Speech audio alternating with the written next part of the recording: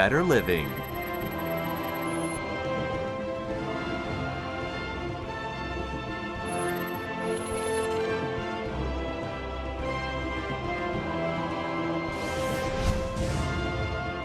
PTT Global Chemical, a chemical flagship of PTT Group, has a vision to be a leading chemical company for better living.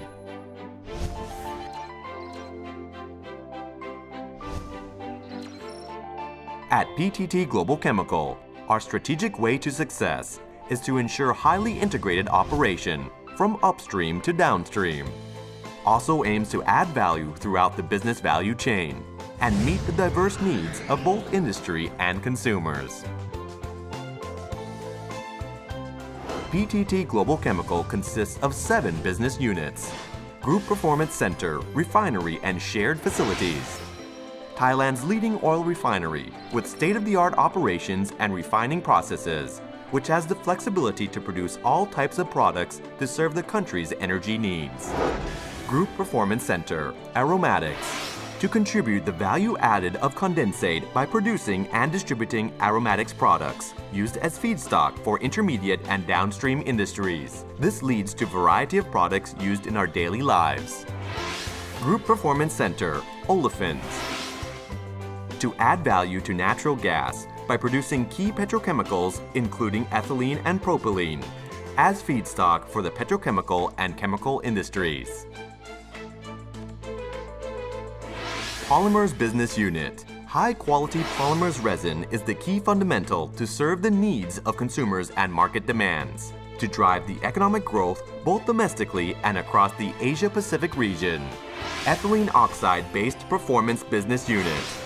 To enhance value added from olefins products through ethylene oxide to maximize integration, displace imports, and add competitiveness to Thailand's petrochemical industry. Green Chemicals Business Unit. The environmental friendly chemicals produced from natural materials used in personal care, pharmaceutical, and food industries, including the production of bio-based chemicals and bioplastics. And High Volume Specialties Business Unit. The intermediate and downstream petrochemical products considered as a raw material used in related industries, including automobile, construction, and electronics industries.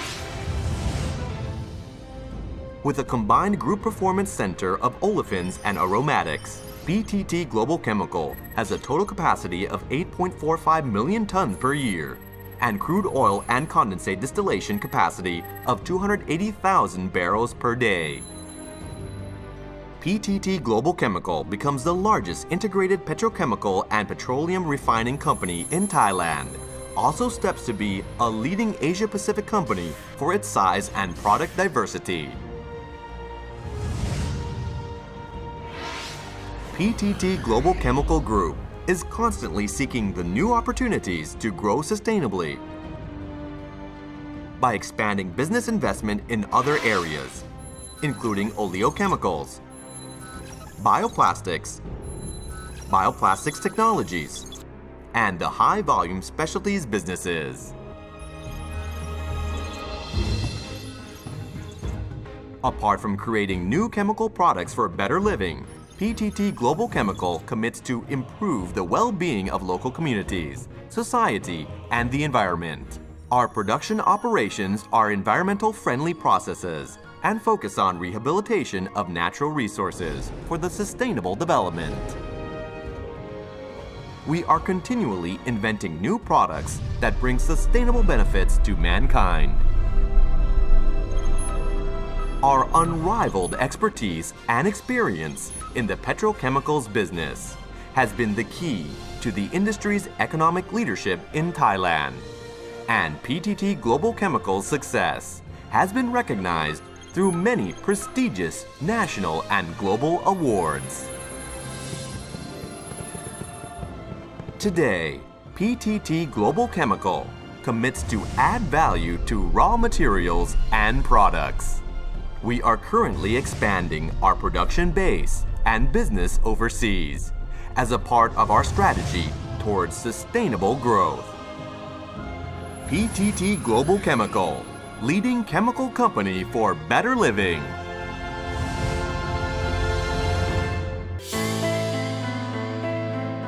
At present, millions of Thai people are still without access to legitimate financial services, causing informal debt to become the country's most pressing social issue, with the total amount of outstanding debt rising to 5 trillion baht.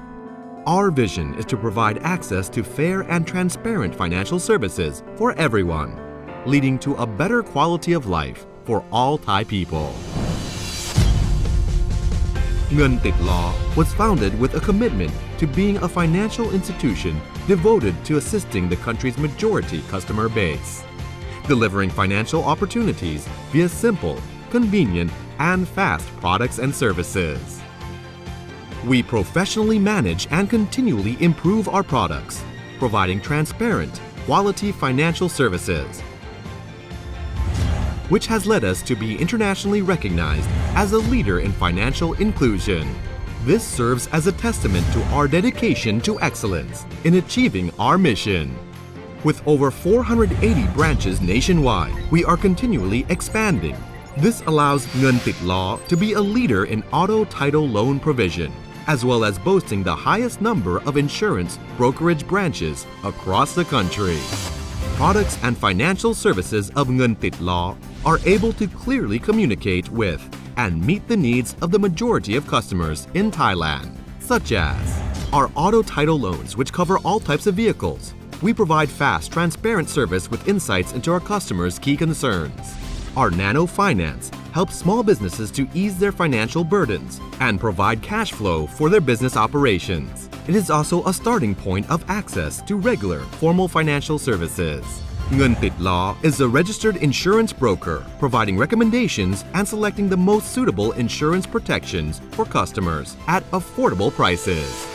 Ngern Tid Lor continues to grow steadily and quickly under sincere, transparent, and reliable management. As a subsidiary of Bank of Ayutthaya Public Company Limited, a major commercial bank ranked as one of the top 5 in Thailand, and a subsidiary of Mitsubishi UFJ Financial Group, MUFG, one of the world's leading financial institutions. Business collaboration with MUFG provides world-class expertise in banking and finance, along with our specialization in localized loans, provides us with substantial support moving forward. Ngern Tid Lor is an organization of the new generation, with emphasis on improving the quality of personnel, moving forward towards a common goal, and remaining a market leader among financial institutions that understand the needs of Thai people. Ngern Tid Lor is the #1 auto title loan provider in consumers' minds. Thai fabric. The work is diligent. From growing to harvesting, dyeing, weaving, and lacing, we pay respect by draping it on statues, pagodas, trees, boats, tuk-tuk, as talisman for combat. For the theater, Thai fabric, beautiful for the royal ceremony. For dancing in the street, wear it to school, on the plane, in Paris, New York, or even on Miss Universe. Discover your amazing stories in amazing Thailand. Pad Thai. Created from Thai wisdom, used to be served on banana leaf, and the banana tree is used for practicing Muay Thai. Muay Thai was trained in the temples, which can be found on the mountains, in the caves, or on the water, everywhere, just like Pad Thai. There are thousands of other stories to discover. Discover your amazing stories in amazing Thailand.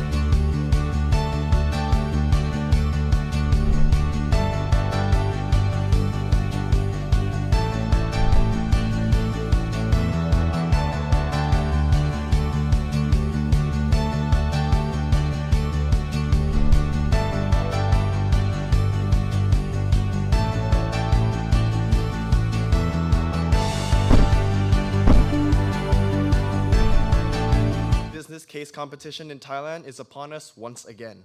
Sawadee krap, my name is Sorawut Sanjinda. Sawadika, my name is Ravipon Anantawanler. Let me start by letting you know how grateful we are to have you in our company this afternoon. I, for one, believe that we are about to see something truly extraordinary. This year's event has marked the TUBC's 19th anniversary. For those of you who are new to the competition, TUBC stands for Thammasat Undergraduate Business Challenge. It is an international case competition hosted by the BBA International Program of Thammasat University.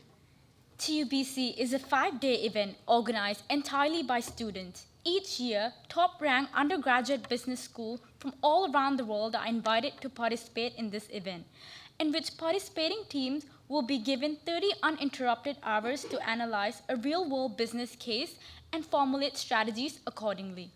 And this year, we've added a challenging twist by introducing the 4 finalists from TUBC's nationwide The Challenger 2016. And for those of you who have been involved one way or another, or maybe you have seen or heard about TUBC during the past few weeks, will know that these moments right in front of us represents the combination of endless hours of hard work, planning, collaboration, and above all, ambition. Therefore, I think it is fair to assume that all of us here today in this room, as well as those watching our live stream from all over the world, is experiencing the epitome of international case competitions. But before we begin, there are a few practicalities that need to be covered. First, it is very important that you switch off your mobile phones or any electronic devices that may interrupt the course of this event to silent mode.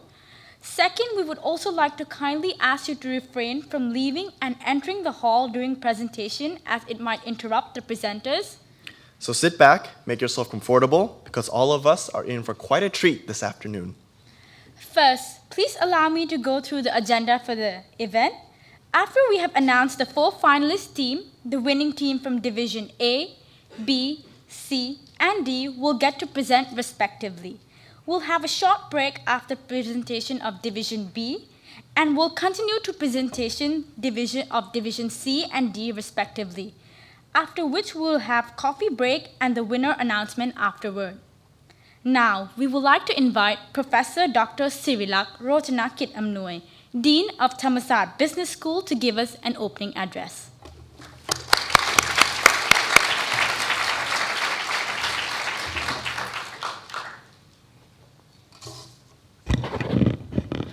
Good afternoon, honorable guests, judges, student teams, ladies and gentlemen. Welcome to TUBC 2016 once again.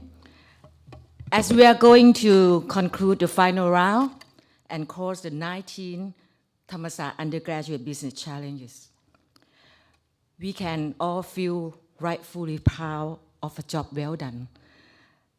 The past few days have been an engaging and insightful experience, and I hope you will all take away from this many invaluable lessons and newfound knowledge to inspire you to greater heights. Congratulations to the final round teams.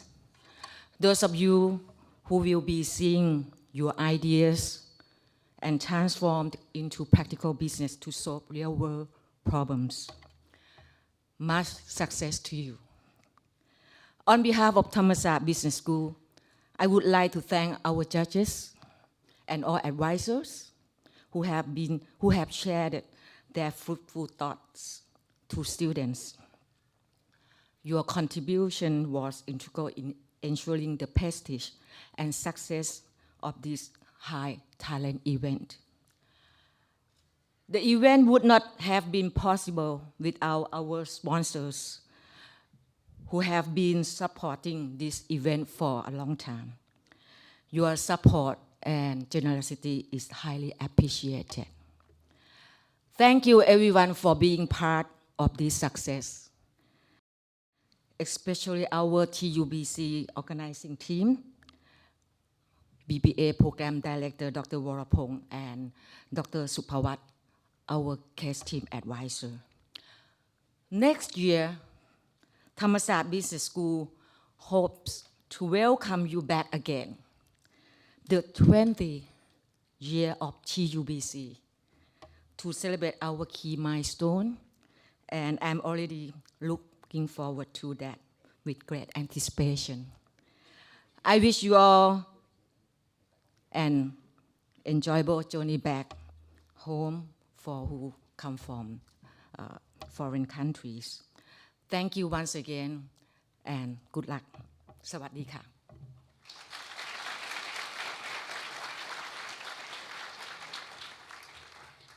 Thank you very much, Professor Dr. Sirilak Rochanakit Amnoy.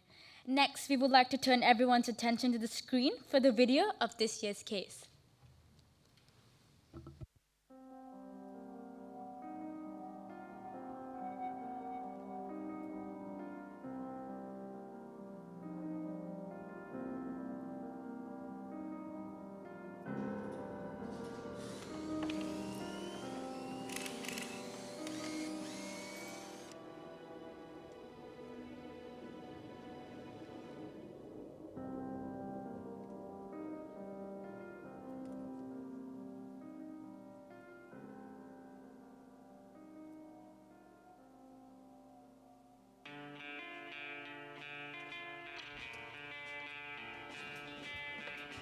Finally, we've got something real here.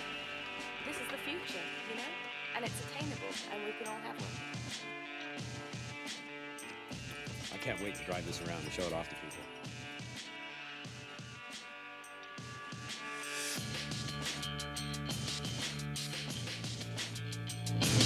I think that when gas prices were high, there was a degree of excitement around electric vehicles that we hadn't seen before. I'm sick and tired of worrying about gas prices every 6 months. I'm sick and tired of these failed wars in the Middle East. I'm sick and tired of breathing the air that we're breathing. We have the technology, we have the know-how, we are innovative. Let's act like it.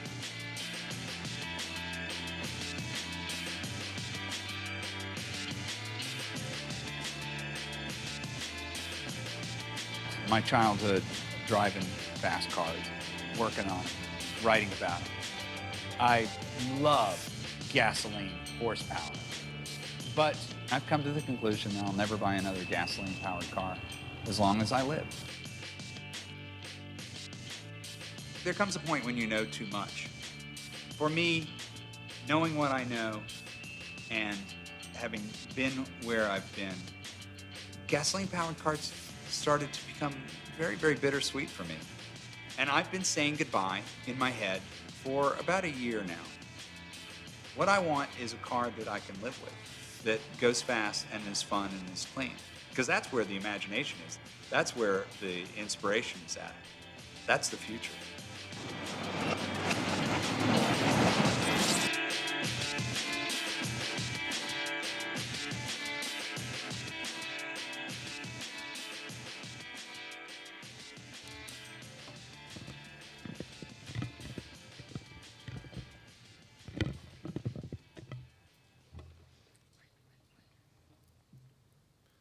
Let us now welcome Khun Nathanan Sirirak, Vice President of Business Development at PTT Global Chemical Public Company Limited, our case company, to say a few words.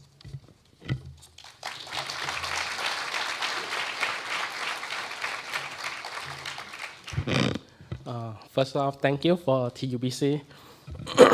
Good afternoon, Dr. Sirilak, Dr. Warapong, Director and BBA International Program, Thammasat Business School, all the faculty, advisor, distinguished guests, our participation, team and member, ladies and gentlemen. It is indeed an honor for me to be the PTTGC representative for the final round of TUBC 2016.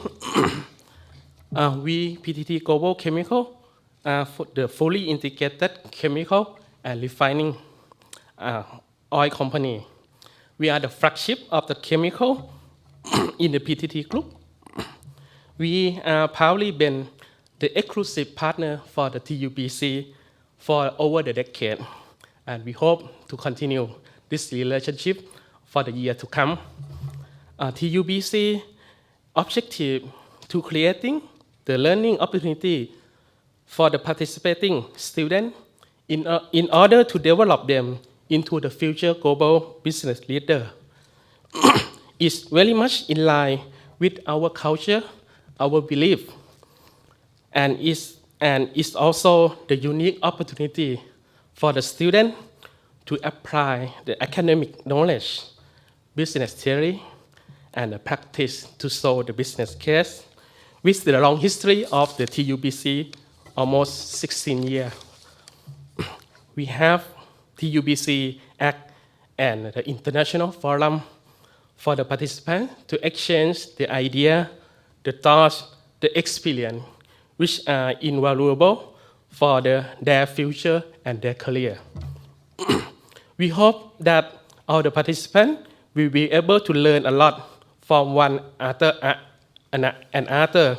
as well as from the challenge. We are certain that by supporting the learning, the developing of the successful and well-developed business leader worldwide will make the significant contribution to the betterment of their home country and also the Thailand as well. For this year, the challenge comes in form of the disruptive technology. The electrical vehicle has indeed made its point over the world, physically or conceptually, like Thailand. For us, this is the challenging opportunity for us. We believe that the outcome from this year TUBC challenge will help us to reconfirming our strategic thinking, the option, the way forward for PTTGC Global Chemical. On the last part, I would like to thank everyone on the organizing the committee for the realizing this year TUBC once again. And I wish all the team success and hope that it will be a valuable learning experience for everyone. Thank you very much. สวัสดีครับ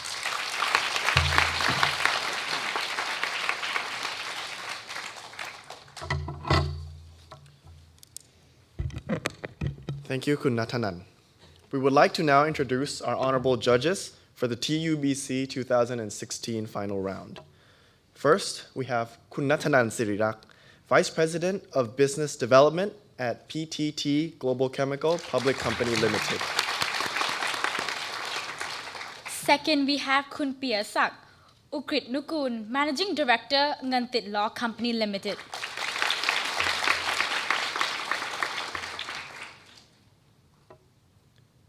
Third, Kun Trairak Teng Trairat, Managing Director and Head of Investment Banking and Capital Markets Group, Patra Securities Public Company Limited.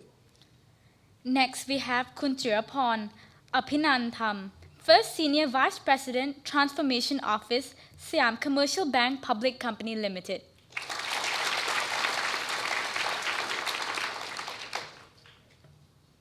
Fifth, Kun Anothai Adunpan, Managing Director of Lakeshore Capital Partners Company Limited.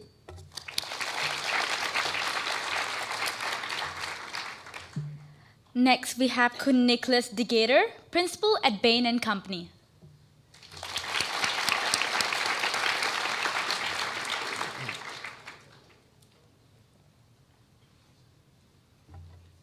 Before we go on any further, TUBC cannot exist without our participating teams, and this year we're honored to welcome all 20 teams from 4 continents all around the world. From Australia, we have the University of Melbourne. From China, we have Shantou University. Also from Australia, we have the Queensland University of Technology. From Denmark, the Copenhagen Business School. From Hong Kong, we have Hong Kong University of Science and Technology. From Japan, we have Ritsumeikan Asia Pacific University. From the Netherlands, we have Maastricht University. From New Zealand, the University of Auckland. From Serbia, we have University of Belgrade. From Singapore, Nanyang Technological University. Also from Singapore, the National University of Singapore. Lastly, Singapore Management University. From the United States, we have University of California at Berkeley, University of Florida, University of Pennsylvania, and University of Southern California. And of course, the finalist teams from the Challenger 2016 representing Thailand. We have the protagonist, Spectre Consulting, 10 Consulting, and last but not least, Veritas. Before we announce the 4 finalist teams, let us remind you of the format of the presentations. Each team will have 5 minutes to set up and 20 minutes to present. The team will then be notified at the final 10, 5, and 1 minute remaining of their presentation. Once the time is up, you will hear to stop your presentation. Second, after the presentation, there will be a 15-minute question and answer session. Teams will then be notified when there are 5 and 1 minutes remaining. A signal will then be given when the last question is asked. Please also note that all doors will be closed during presentation, and after the finalists are announced, the finalists from Division A is to remain in the hall, while other finalists will be escorted by their buddies out of the room where the teams will stay until the time of the presentations. And now, the moment that we've all been waiting for is here. Ladies and gentlemen, the results are in our hands. So without any further delay, the finalists are as follows. From Division A, we have Cognizance from Singapore Management University.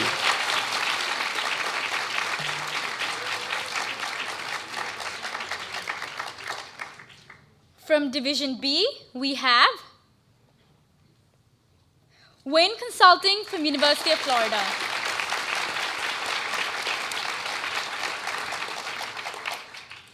From Division C, we have Veritas from the Challenger 2016. Last but not the least, from Division D, we have Spectre Consulting from the Challenger.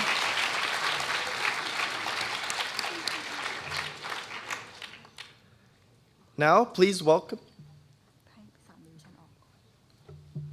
So can we have the 3 teams from Division B, C, and D leave the room, please? Thank you.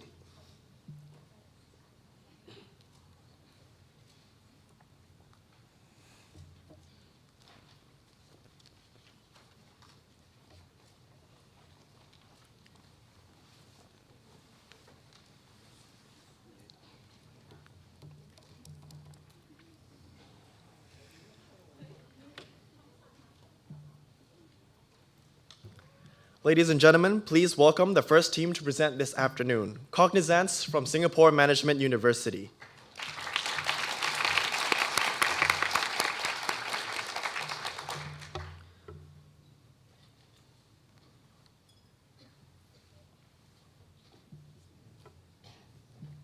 Once again, the team will have 5 minutes to set up, and we will also like to kindly ask you to switch off any mobile phones or electronic devices that may interrupt the event to silent mode. Thank you for your cooperation.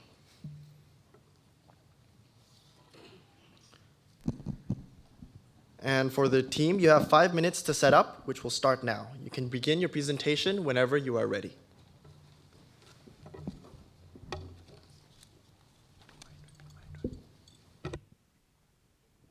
Hello. Okay, this is loud. Testing.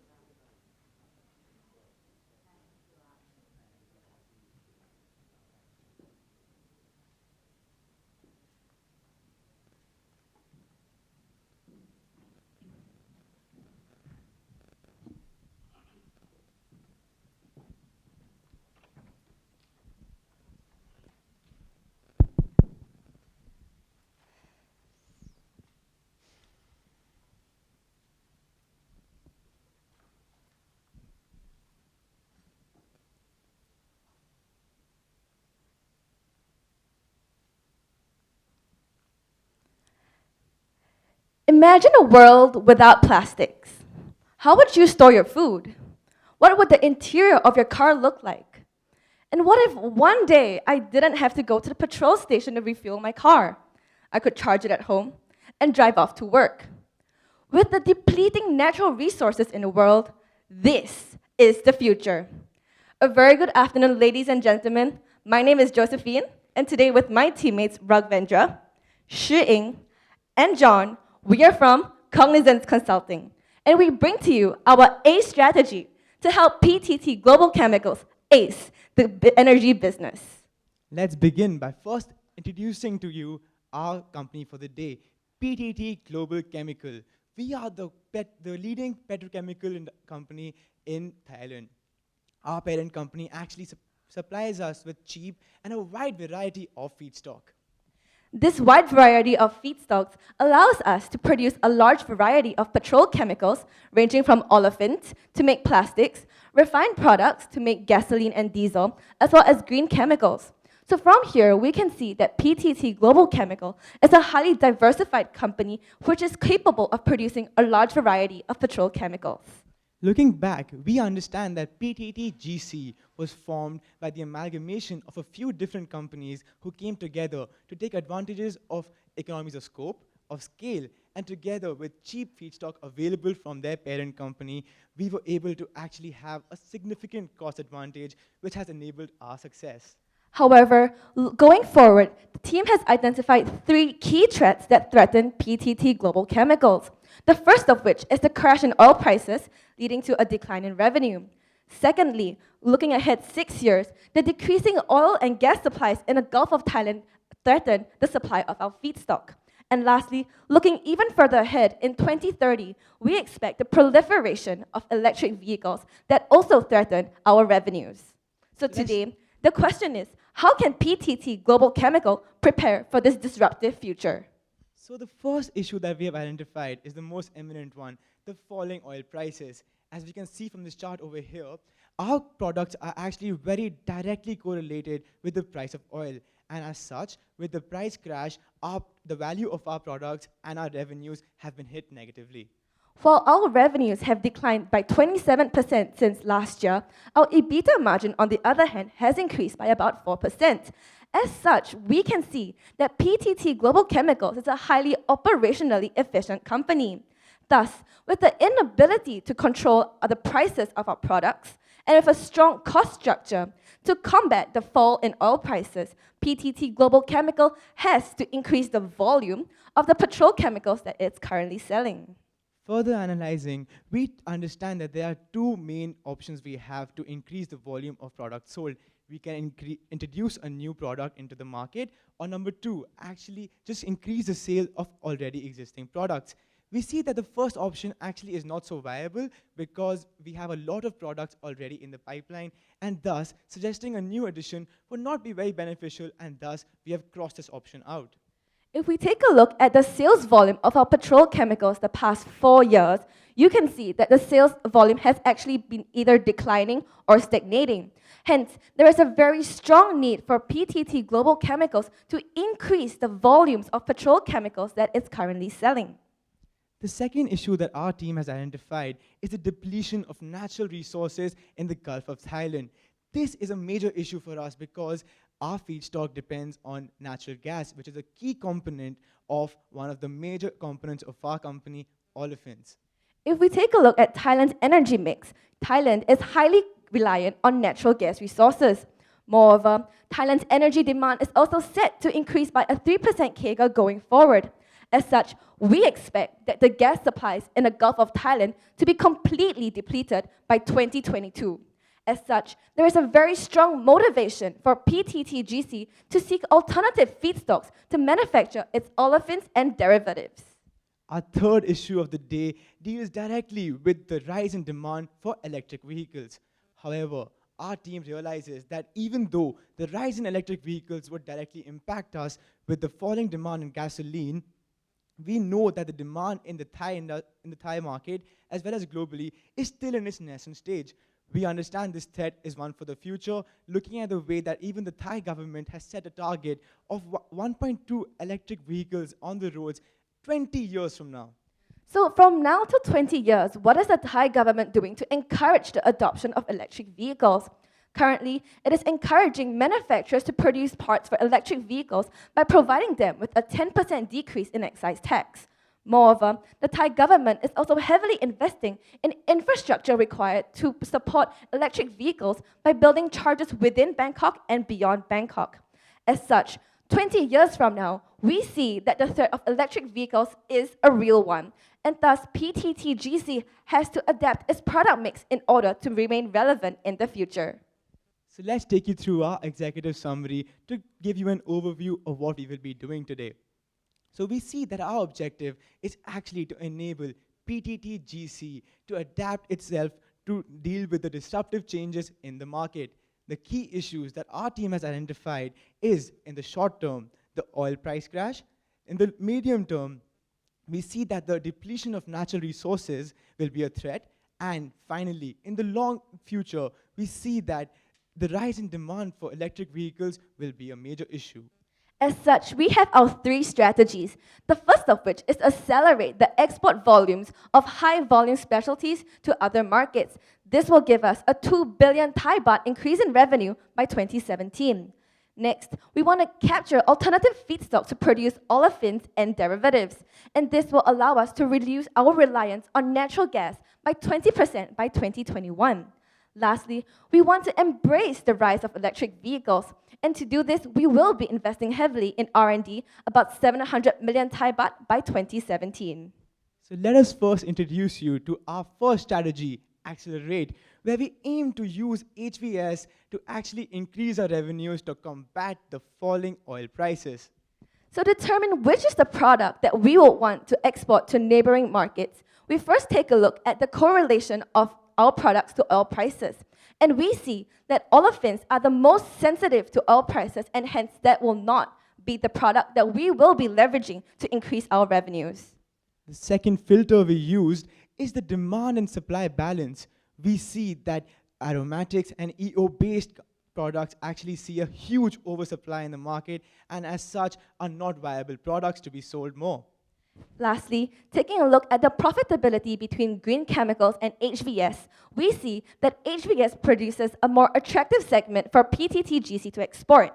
As such, PTTGC should export more HVS products to offset the declining refinery revenues. So let's take a deeper look into our HVS business unit. High volume specialty unit actually comprises of 2 major products, TDI as well as HDI. These products are used in the automotive, construction, as well as furniture industries. Our focus has mainly been on TDIs, of which we produce almost 125,000 tons every year. If we take a look at the TDI demand, half of the global demand is driven by Asia, and we expect this demand to increase by 6.3% CAGR going forward. As such, PTTGC has to tap on the strong demand of TDI in Asia and export more HVS products to Asia. To identify the most suitable countries that we should export into, we rank them according to the competition as well as the market growth opportunities in this region. We saw that Myanmar and Vietnam present the best opportunities for us to export more into. So what we would like to do is to increase our export volume of TDIs by 200% to reach an export volume of 15,000 tons per year by 2021. This 200% increase in export volumes will allow PTTGC to increase its revenues and combat the falling oil prices. After we've mitigated the fall in revenue due to the crashing oil prices, we see that in 2022, another key challenge for PTTGC will be the depleting natural resources in the Gulf of Thailand. To combat this, we'd like to introduce our second strategy, Capture, where we capture alternative feedstock by utilizing carbon dioxide as an alternative feedstock for olefins. We've previously established the fact that the key ingredients in producing olefins is in fact natural gas. And what we've identified is the fact that the main supply of natural gas to Thailand, the Gulf of Thailand, is expected to deplete by 2022, meaning there will be an imminent rise in the cost of production. In addition, we see that PTTGC is a company that is highly committed to sustainable development. As such, we see that with these two factors, PTTGC needs to look for alternative, sustainable sources of feedstock for olefins. So our idea for PTTGC is to introduce a new technology that will enable us to convert carbon dioxide and carbon monoxides into pre-plastic products, thereby reducing our reliance on olefins and natural gas. An example of a company that makes use of such technology would be Novoma. Novoma makes use of carbon dioxide to convert chemicals into pre-plastic products, which can be used in an extremely wide range of industries such as automotives as well as personal care industry. Thus, we see that carbon monoxide as well as carbon dioxide can be used as an alternative feedstock for PTTGC. To support the feasibility of our strategy, we've actually looked at a case study of Ford, the 5th largest automaker in the world, that is working closely with Novoma to introduce new plastic car parts. Few examples of the products that came out through this partnership include the car seats as well as the floor mats, all of which these products are firmer as well as stronger, and thus this validates Novoma's technology.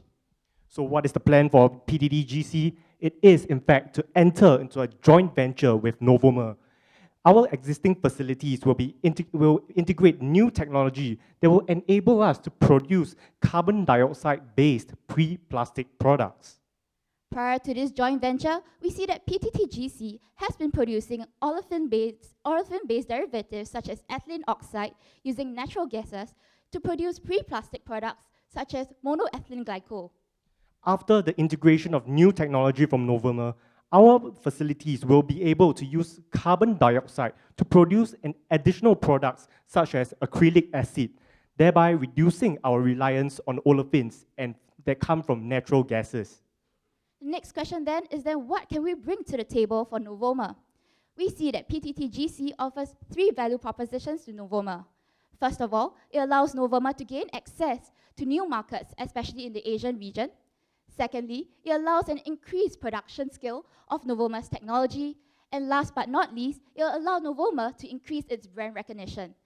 Thus, we see that this joint venture will benefit both PTTGC as well as Novoma. So we have engaged in a thorough financial analysis, and based on our discounted cash flow valuations, we've come to the conclusion that this joint venture will yield a positive net present value of 35 billion Thai bahts for PTTGC. This is based on 3 key assumptions. First, an initial capital expenditure of 3.5 billion Thai baht in the first year. Subsequently, 20% of our products will be using, of our olefin products will be using this new technology, and this new technology will give us 20% cost savings. In addition, we did a sensitivity analysis of the net present value we obtained by toggling both the percentage of cost savings as well as the weighted average cost of capital, and we see that even in the bear case scenario, we are still able to obtain a positive net present value, thereby suggesting that this JV investment is very robust. And finally, we come to our final strategy of embrace, where we acknowledge the threat, the long-term threat of the emergence of electric vehicles. And we aim to get PTTGC to work closely with automakers in order to supply them with carbon fibers for their new electric vehicles. Given the rising popularity of electric vehicles, the biggest question then for PTTGC is how can PTTGC adapt to the rise of electric vehicles? We first analyzed the electric vehicles value chain, and we see that out of all of the components, our expertise actually lies in producing high-quality plastics. As such, what we propose would be for PTTGC to produce plastics that are specially catered for electric vehicles that are lightweight, adaptable, and safe. Looking at the current electric vehicles, we see that PTTGC already produces many plastics that are being used, including those that are used in the upholstery as well as those used in the bumper. However, what PTTGC is currently lacking is the production of carbon fibers which are used in the chassis of a car. However, you might ask, why is the carbon fiber so important? This is because carbon fibers allow the chassis of a car to be 60% lighter and will thus give us greater mileage from the battery. Secondly, the chassis of a car comprises 35% of the car's weight and is hence the most important part of the car. And last but not least, carbon fiber is a material that is 8 times stronger than that of steel, and hence this will provide for much better safety standards.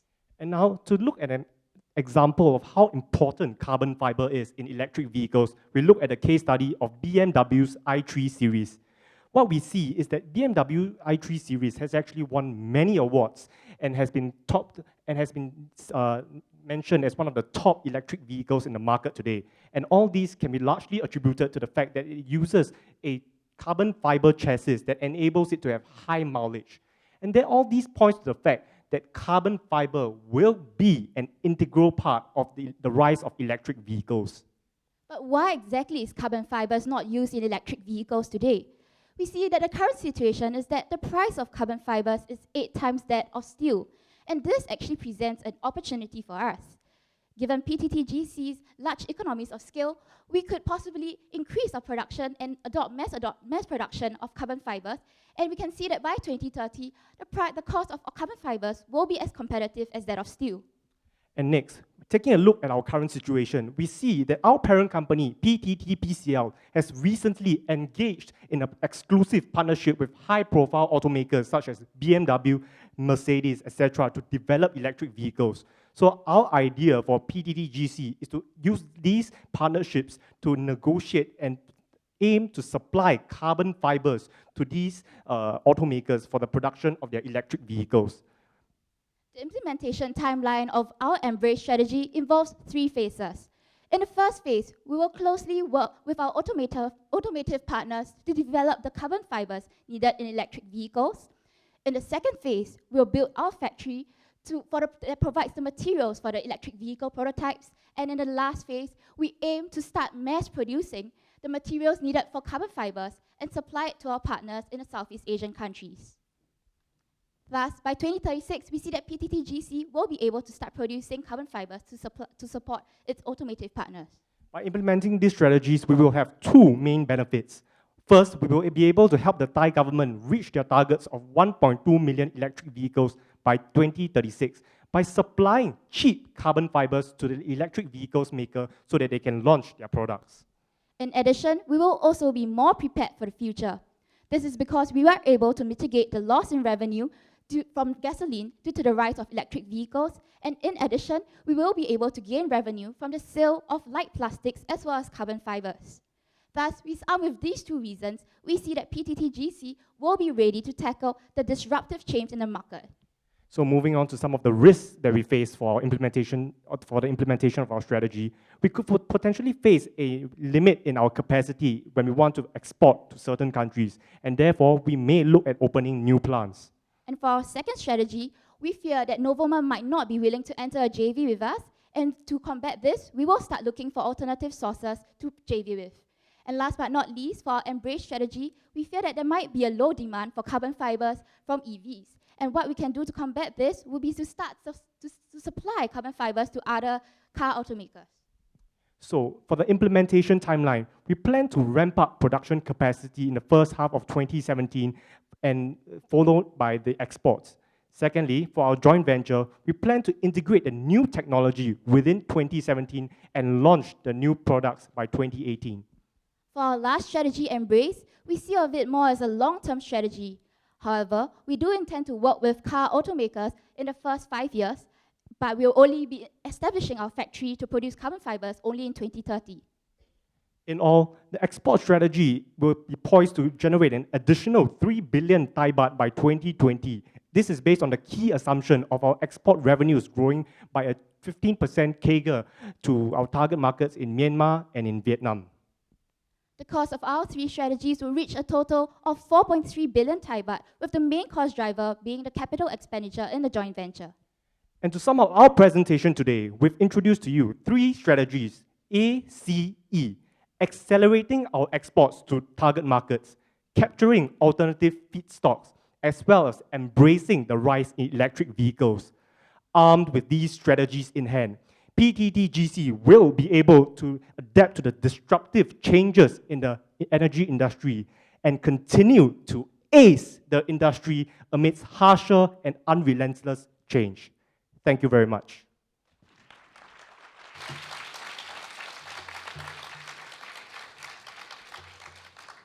Judges, now the floor is open for any questions you may have. Thank you very much for your presentation at work. I buy only E strategy for you. A and C, still a question. Did you check the supply demand of the market of the TDI? Do you have any enough data of the product that you recommend for the export? Did you check the supply demand? I think the market is flooding with the supply from China. Vietnam and Myanmar is no demand on that, so that we cannot buy this strategy for you. Sorry, I have to say that. But the export portion of the high value added is acceptable, but you have to pick the right product, okay? And the second one is the, capture. I think the donor is quite, do you check the cost of the production of the CO2 convert to polyol? Yes. So we've actually taken a look at cost is actually a huge consideration when we talk about doing a JV with Novomer. And in fact, there hasn't been much information released. However, what we see is that Novomer claims to be able to reduce operational costs by up to 20% by using their proprietary technology in the production of pre-plastic products. Do you check the property?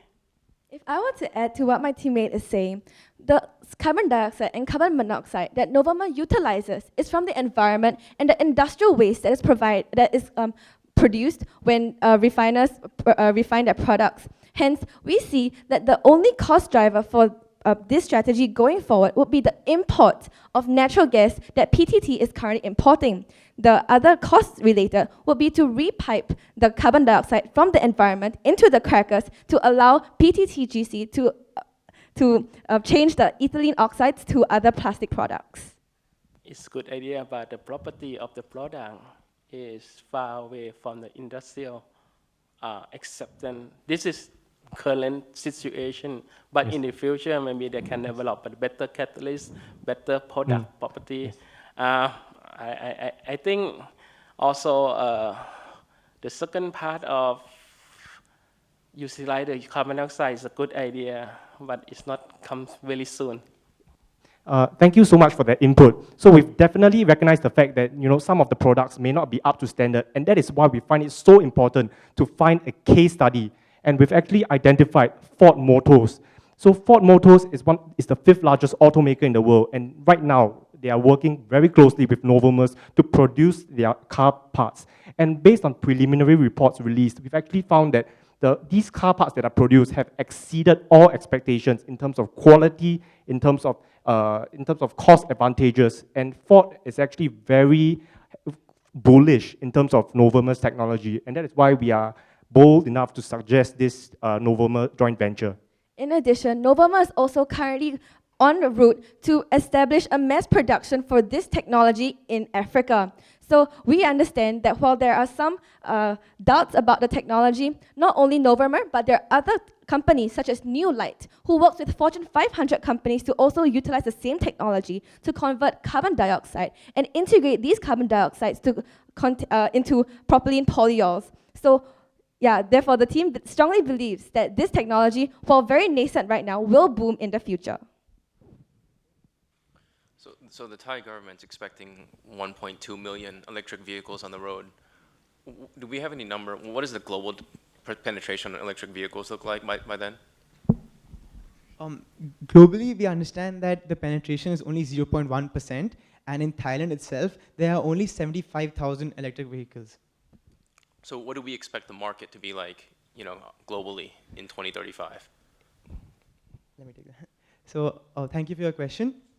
We understand that the adoption rates have been quite slow right now, and we attribute that mainly to the cost as well as infrastructure needs that electric vehicles require. As such, we do not see electric vehicles really picking up on their S-curve till at least 2025, and in Southeast Asia till 2030. Okay, so do you have a number on what you think the penetration is going to be? So in Thailand, there's less than 12 million registered vehicles by sedans and pickup trucks. By then, at 1.2 million, you're looking at 10% market penetration. Do we think that's reasonable? I think what is given us the confidence to view the Thailand's government's target as being reasonable is mainly because of the many initiatives that the government is rolling out right now. And not just within Thailand, we understand that the concern is not just within Thailand, but we look at China as a case study. We see that electric vehicles right now is currently on the boom with electric buses being rolled out, etc. So we really believe that for the rise of electric vehicles, the government's support, the government's policies will play a very crucial role. And based on what we understand from Thailand's government, they are very serious about wanting to boost electric vehicles usage domestically. And that is why we believe that 1.2 million is in fact a feasible target. I have two observations and one question. My two observations on your second strategy. I share my judge colleagues that I think the 3.5 billion baht investment for extracting CO2, it seems really low to us. Okay. And then even it is the case, the NPV of 35 billion baht, do you think it's a surviving strategy for a big company like PTTGC? It's 35 billion NPV, it's very small. My only question is that your third strategy seems to focus on carbon fiber. Is that correct? What do you think would be PTTGC competitive advantage of building carbon fiber compared to other industrial producer or Japanese JV in Thailand? All right. Thank you for the questions. So if I may first answer your first question regarding our initial capital expenditure, this 3.5 billion Thai baht is not to build new facilities, but rather to integrate new technologies. So it's more of an integration rather than building from scratch. So we've actually taken cost benchmarks from existing modifications of refineries, and we find that this 3.5 billion initial capital expenditure is a conservative estimate. So following up with your second question regarding the 35 billion MPV being insufficient for a company like PTTGC, we actually find that there is not just monetary benefits for PTTGC to diversify its feedstocks, because we actually see that PTTGC has been very focused on being sustainable, going into projecting its image as a very sustainable company. And this actually is, this move of diversifying its feedstocks is actually in line with its image of being a very sustainable company. And so the benefits is not just in terms of MPV, but also in terms of branding, in terms of the direction that the company is planning to head towards. So these two key benefits in terms of sustainability as well as monetary benefits support our thesis to go into Novomer's technology. And regarding your second question about the competitors and the carbon fiber, regarding the carbon fibers landscape, we see that there are two main competitors, CMTH as well as Cosmos Composite. However, we believe that we will be able to stand out against these two competitors because of our large economies of scale. We see that the price of carbon fibers now is 8 times that of steel, and as such, we will require large economies of scale in order to lower the price of carbon fibers to make it competitive against steel for it to be used in electric vehicles. Therefore, we feel that if PTTGC were to supply carbon fibers, we would definitely be a leader in this area. I would like to add on to that answer by saying that even if, say, Torres JV in Thailand does scale up their production to meet the demand in electric vehicles, we still understand that knowing how big the automobile industry in Thailand is, and secondly, looking at the fact that we have partnerships with major automakers, we will be able to still have a lot of demand for our carbon fiber products. Just one follow-on. So it will be a completely new business for PTTGC. That's what you mean? Okay, thank you. So I took a look into the actual carbon fiber making process, and then I came to the realization that the first two steps in the process actually can be built even right now, because they involve actually taking products that we already have, which is propylene, and converting it to polyacrylonitrile. So these steps, though we will require to actually add on some facilities, are very easily doable for us, and to do so at a cost advantage. It's true about that, yes, technology available. But these two companies is a customer, it's not a competitor, because what we produce from the process is the carbon fiber. These two take the carbon fiber to fabricate it. before to be the but part of the automotive or something else. If you go to your implementation timeline, you have like 3 options, 3 strategies, right? I think for strategy 2 and 3, they are like completely new businesses for PTTGC. Is that like too early for them to step into new ventures right away next year? And also for strategy 3, seems like the trend is not very promising globally, and also the directions in Thailand, I think it's still like unclear and not sure about the adoptions of EV in the country. So how would you address like my comments here? Thank you for your question. So I do understand that we understand that EVs might not catch up as soon, and carbon fiber demand might not rise in that prospect. But, however, as we look forward, EVs will at least pose a threat to normal, traditional automakers who will be trying their best to actually increase their mileage. So we understand that those automakers can still use our carbon fiber technology, and as such, this is a very viable option for us. So regarding the second strategy, regarding our second strategy, we are actually not building an entire business from scratch. We are actually integrating new technology into our current facility so that we will be able to process new products. So this is, in terms of implementation, this is not building from ground up. It is actually an integration of technology. If I were to add to my teammate's point, currently to convert ethylene oxide to other pre-plastic products, it's at about a temperature of 200 degrees Celsius. However, with Nobel's catalyst, and if we are able to pipe the carbon dioxide into the crackers, we can substantially reduce this temperature to about 50 degrees Celsius. Not only will we be able to save on utility costs, this will also be able to allow us to use our current and existing assets to produce more products at a lower cost. Why is your second strategy then a joint venture, and rather than sourcing directly from that company? Because if you're plugging into an existing infrastructure, then why would we need to JV?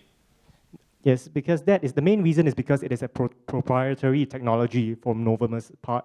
So we may not be able to just acquire this technology, but instead we propose to do it through a joint venture. However, we will maintain controlling stake of 51%. Okay, my question is on the third strategy. Basically, carbon fiber seems to be an interesting idea, but it's not clear to me that it's a proven technology per se, because other automobile player may not have adopted yet, right? Have you considered any other alternative for PTT, the global chemical, to take advantage of the rise of the electric vehicle? So currently, the only company that utilizes carbon fiber for its electric vehicles is BMW, and we can see the benefits of integrating carbon fiber into the vehicle. For other automakers, the main obstacle behind them utilizing this technology is the cost. Currently, carbon fiber is 8 times as much as steel, which is the main ingredient used to make the chassis of most cars. Hence, if we were able to partner up with our automakers to determine what are the types of chemicals required to make that carbon fiber and produce it at a low enough level for our auto partners, we believe that this can spur demand for carbon fiber for the industry. And to address your second concern, we believe that since batteries are also a very important part of electric vehicles, or second only to the chassis, and there are some interesting developments that are going across into lithium polymers. We believe that with our R&D spend, which is already 3% of our revenues, we can even be involved in that industry. We do not include that over here because that is still pretty far off, and the technology for carbon fiber is more readily available. Judges, this will be the last question due to interest of time. Okay. So in this case, I will switch to the first strategy, just to change a bit of topic. So basically, you discarded a bit green chemicals against the HVS product. First, you discarded from the EBITDA perspective from the company, which is 2 versus 4. It's not very big difference in any case, right? So I would rather look at it in terms of the profitability of the industry in general, right? So is green chemical growing faster, of a better profitability in general? And maybe PTTGC can reach this profitability level in further years because of scale and other effects, right? So which one is really the most interesting one, green chemicals versus HVS, from an industry perspective? Thank you, Cognizance from Singapore Management University.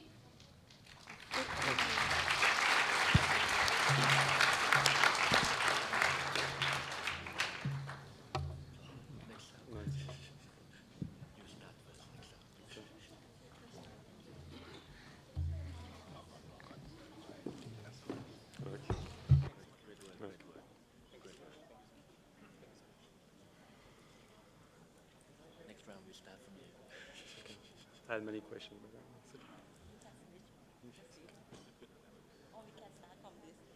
Can change, once you're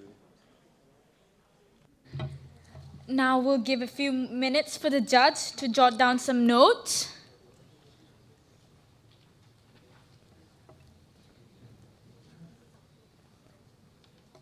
Let us now welcome the finalists from Division B up to stage. Wayne Consulting from University of Florida.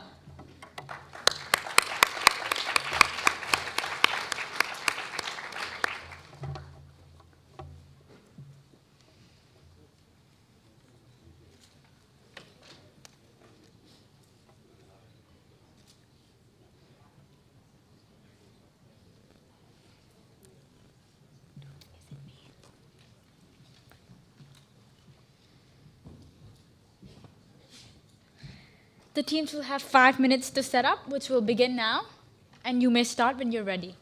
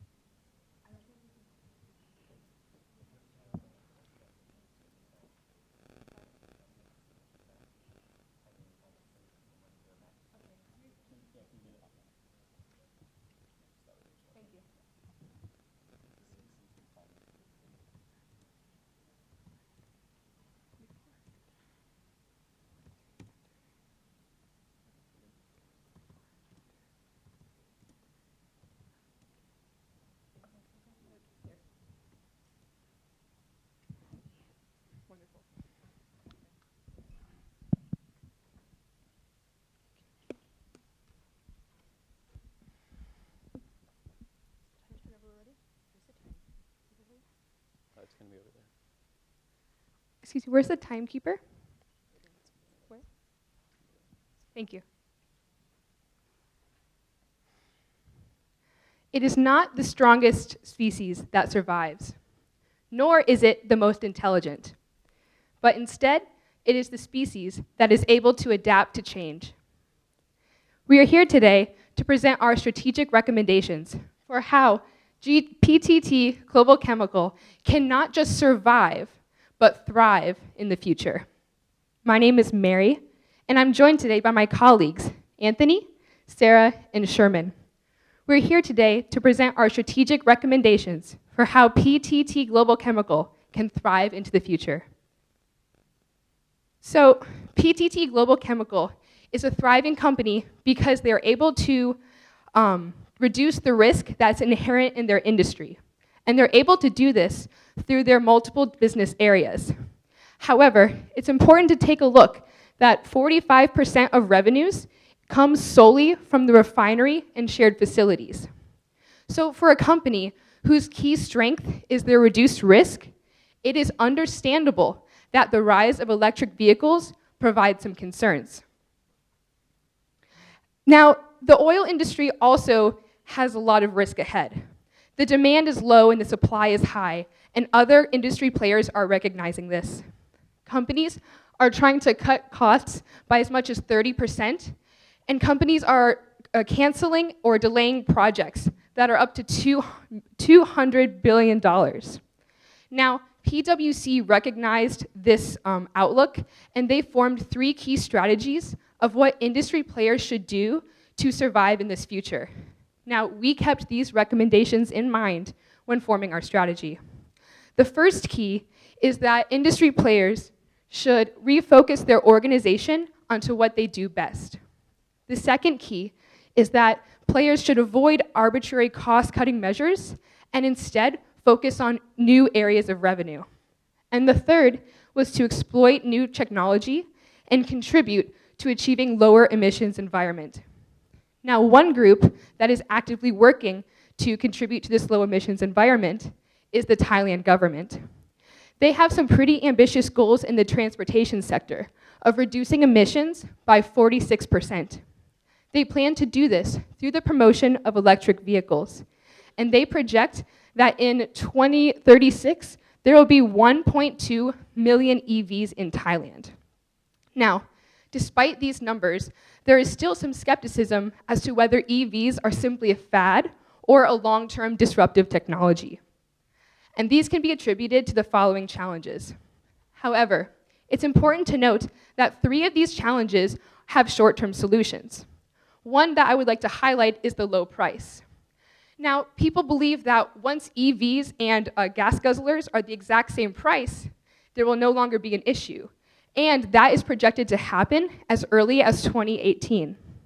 Some longer strategies that do have solutions but might take longer to happen are as follows. But one that I would like to highlight is the low energy density of batteries. Companies are trying to find ways to have batteries that have longer ranges and lighter weight. And the case states that the company who's able to achieve this will find themselves at a wonderful place in the future. With that being said, the key challenge that we've identified today is as follows. What actions, if any, should PTT Global Chemical take to prepare for the potential change in the EV market? Now, we answered this through our 2-pronged strategy of optimization and innovation.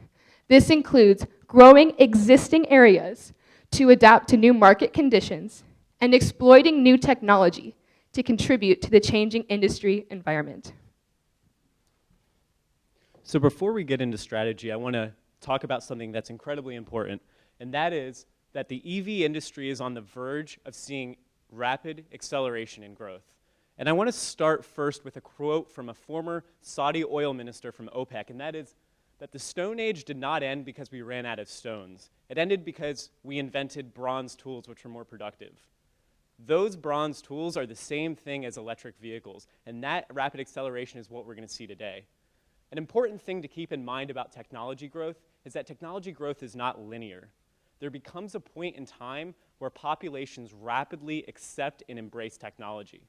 We saw this with color TVs, refrigerators, and cell phones, whereas the populations before didn't think those technologies would take off. However, we could not imagine a world without them today. Additionally, people and populations are going to buy EVs for a lot of reasons. Once they become cheaper, once they become more productive, more efficient, and that point is now.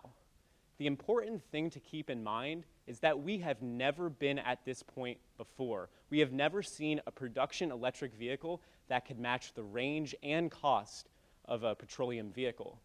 In 2017, Tesla and Chevy are both going to release models of cars that are equivalent. So when consumers go out to the industry, go out to the market and decide, it's not going to be a hard decision between choosing a sleek Tesla Model 3 or having a Honda Accord. So now we're going to look at how PTT Global Chemical can ensure optimization in the areas that they're currently working in. Now, as stated in the beginning, we know that refineries currently make up 50% of the revenue stream. And that is important to note when we look at current trends. As stated by Mary, oil prices are currently falling. But we also know that with the Thailand government's initiatives to reduce the energy consumption and transportation, as well as their promotion of EV vehicles, that these are 2 trends that will dramatically affect the refinery industry. And that's why it's important for PTT Global Chemical to optimize in the current areas that it works in to ensure profitability in this changing market. And so that's why the first thing that we looked at is in developing these lightweight materials. Now, we currently have investments in R&D and lightweight materials, but that's for the outside of the car. We want to focus more on the wheels and tires of the car because these 2 things are the rotational mass. What that means is that it's double the weight, or it causes double the weight because they're constantly moving and having that effect on the car. And if we can focus on ensuring that these things are lighter, that's important, because when you reduce the weight of the car by 10%, you improve efficiency by 6 to 8%. And this is something that companies are high in demand for right now. We know that if we were able to provide part manufacturers a tire or wheel that can be made with this lighter material, they are highly in demand for it. And this new efficient material is what they're currently seeking. Along with that, we are also looking at focusing our investments on our more profitable areas. We believe that if PTT Global Chemical can hire and train a new sales team who will be able to do the strategic sellers to these B2B businesses that we work with, they can capture these contracts that are so desired. And this would be focused on two main industries, and that is the BPA and the ethylene market. Now you might be asking, why these two markets? Well, if you look behind me, you can see the current market share that we have with these. When looking at the BPA market, PTT Global Chemical currently owns 5% of the market in Thailand, compared to that of phenol, where we own 24% or 31%. But if you look at the revenue growth from that, our revenue from BPA is nearly double that of phenol. In addition to that, if you look at the olefin industry, we know that ethylene, we currently have 24% of the market share, compared to that of propylene, where we have 51%. However, again, ethylene's revenues is nearly double that. We believe that if PTT Global Chemical can capture these two markets and expand their market share within these same industries, they'll be able to increase their revenue in order to reduce that risk that they have on the refinery in this changing market. So Sarah just explained how we're going to take PTT Chemical's current business model and we're going to enhance and optimize it. But now I'm going to tell you how PTT Global Chemical can come up with a new technology and innovate. So what does that look like? Well, first, it's important to know that entering the EV market is a smart and obvious strategic play for PTT Global Chemical. And the main reason is that PTTGC has a strong financial position. PTTGC has plenty of cash on hand, excellent profitability, and little debt, making it a smart move to move into a new technology. Additionally, the demand for EV batteries in EV cars is going to grow by 30% a year over the next 20 years. That is a huge opportunity for growth. So the question being, how does PTT get into that market? Well, the best way is going to be through primary parts production. Currently in Southeast Asia, there's a huge demand for parts from various companies, including Toyota, BMW, and FAM, just to name a few. FAM, which is a Japanese car manufacturer, is planning on coming into Thailand, and they're going to need 25,000 batteries in the next 2 years alone. Additionally, batteries are some of the key cost drivers in electronic vehicles, making it a perfect option to move forward and innovate. Additionally, according to Forbes, car companies are looking to outsource their battery production. And we've already begun to see this with companies such as Nissan, BMW, and Fisker. Additionally, you might be asking, what is PTT, a chemical company, doing moving into the battery space? But I'm going to tell you that it's not an abnormal thing. There's LG Chem, which is a company based out of Korea, actually just moved to Poland, and they're going to begin production of 100,000 batteries by the year 2018. Additionally, Dow Chemical, one of the largest chemical companies in the United States, worked on battery production as well. So the only question at this point becomes, what company is going to come in and dominate the Southeast Asian market? Well, I think the answer is pretty straightforward. That's going to be PTT Global Chemical. And the reason why is that PTT has the strength and the competencies to make this happen and to make this a reality. First of that being its scale. Being a part of PTT Group, we have access to a lot of resources in the executive team that will provide excellent leadership moving forward as we expand into this industry. Additionally, and this is probably the most important, is manufacturing. PTTGC already has an extensive knowledge in manufacturing and in ways to build the value chain throughout production. And then finally, the location in Southeast Asia makes sense for a lot of the demographics and areas we want to target. The point that we're trying to make today is that PTTGC cannot afford to miss this opportunity. So now let's talk a little bit more about how you get there. So when thinking, how does PTT Global Chemical decide to manufacture batteries, it's first important to think, where are we going to get these batteries? And that is through Grabat. Now, what exactly is Grabat, and why would we want to invest in this company? Well, first and foremost, Grabat currently has the newest and most efficient battery on the market. And not only that, but the cost to produce this battery is 77% cheaper than all other batteries. Grabat has the efficiency and the ability to produce this battery, and they are anxiously waiting to put it on the market. Along with that, do our companies align in these mission values? And the answer to that is yes. Both companies have this commitment to innovation, and they're not just looking at today or the future, they're focused on the long and short-term growth in order to stay on top of this ever-changing market. In addition to that, they both have these sustainability initiatives. They want to ensure that they are staying on these trends and they're staying green in the upcoming years. Now, lastly, why would these companies want to work together? Well, it's clear, firstly, that PTT Global Chemical can provide Grabat an opportunity in the Southeast Asian market. This company has a battery that they're eager to get onto the market, and why not go into one of the soon fastest and growing markets for EV batteries? In addition to that, PTT Global Chemical can now use Grabat's battery patent in order to begin manufacturing here to meet the demand that we know is coming. And lastly, Grabat is currently seeking partners. They're seeking investors who can work with them in order to get this battery onto the market and manufacture it to provide it to these car manufacturers. Now, what does manufacturing it look like?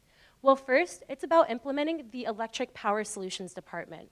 Within this department, we will then be able to buy and start organizing this this manufacturing plant to produce the batteries.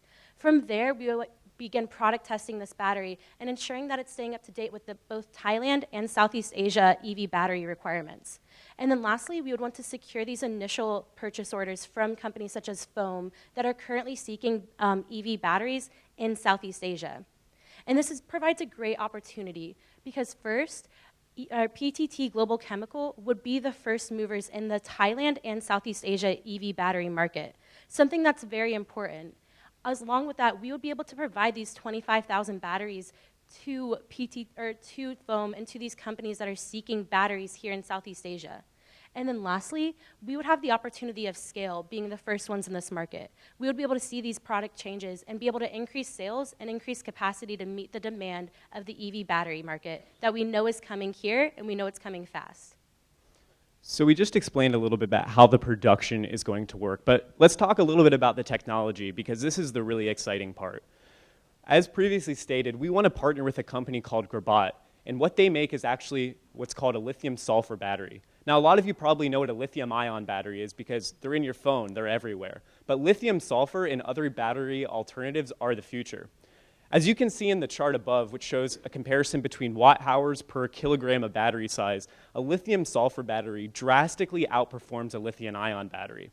Additionally, on top of that, they have a 4 times increase in energy capacity.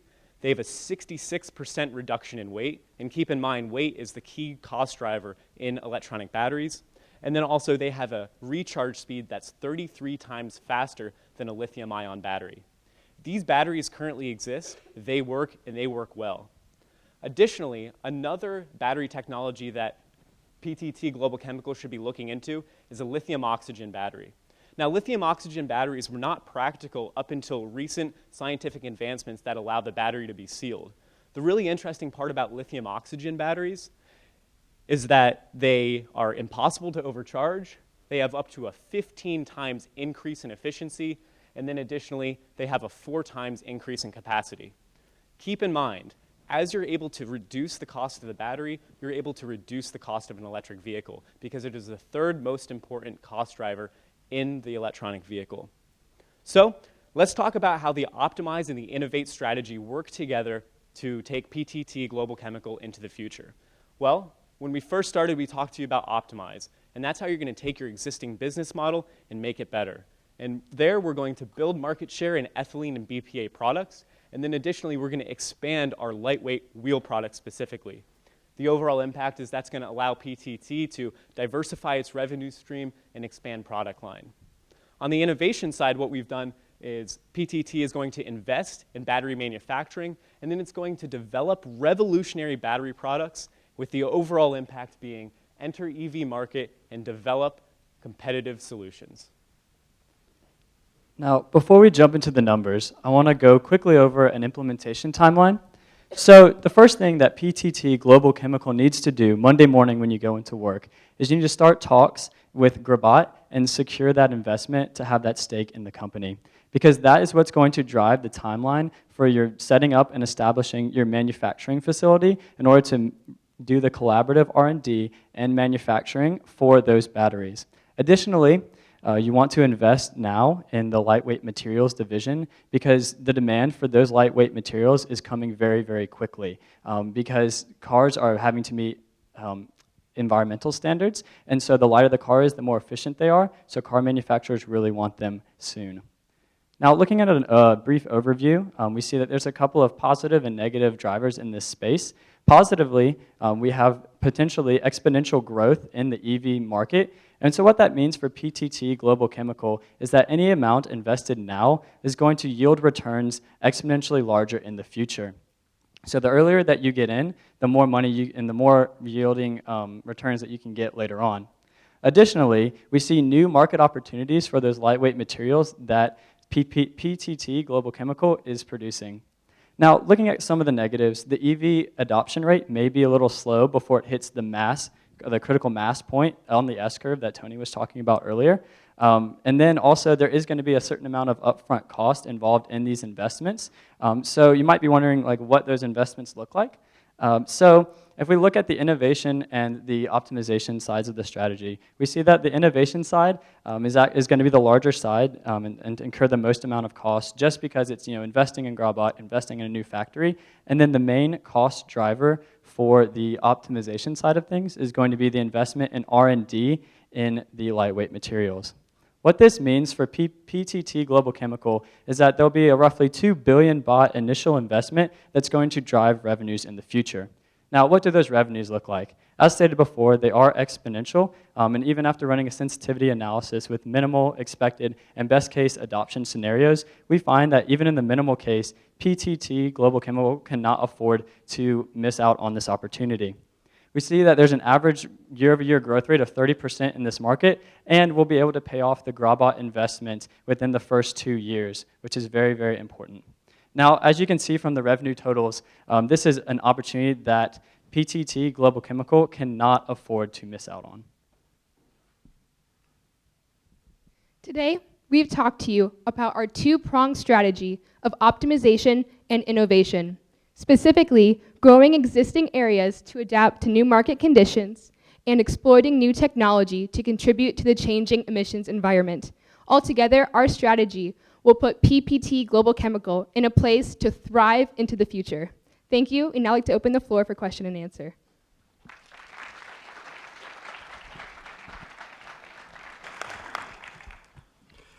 Thank you. So a couple of questions here on the battery opportunity. First, you talk about this as a great opportunity in terms of number of battery in the future, but a couple of things. One is I'm assuming that at some point this technology would become kind of a commodity potentially. So how profitable will really be this opportunity in the future? This is my first question. Second question is, this relies on the access of a technology that currently the company doesn't have, right?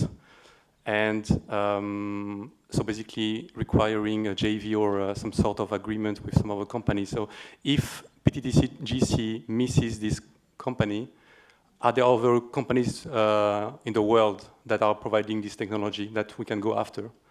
And the third thing is the synergy piece, right? So what does PTTGC provide here to the business? You provided some elements here, but from value chain perspective, you think about sourcing and manufacturing, what is really the synergy that PTTGC can benefit from? Sure. So just to recap, the questions were about profitability, and then are there other companies, and then synergy. So let me start first by saying, yes, there are other companies, and Mary, if you could go to the slide, on the appendix, it should be about Amtrans or alternate, I think it should be called alternate company. No?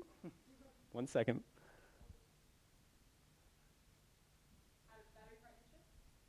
Yes. There we go. Sorry about that. So there actually is, so earlier I was talking about that lithium oxygen battery, and there actually is another company called Amptrans, and they're making these lithium oxygen batteries. I think that would be the next company that we would want to go and target. And then Mary, if you could pull up the slide on.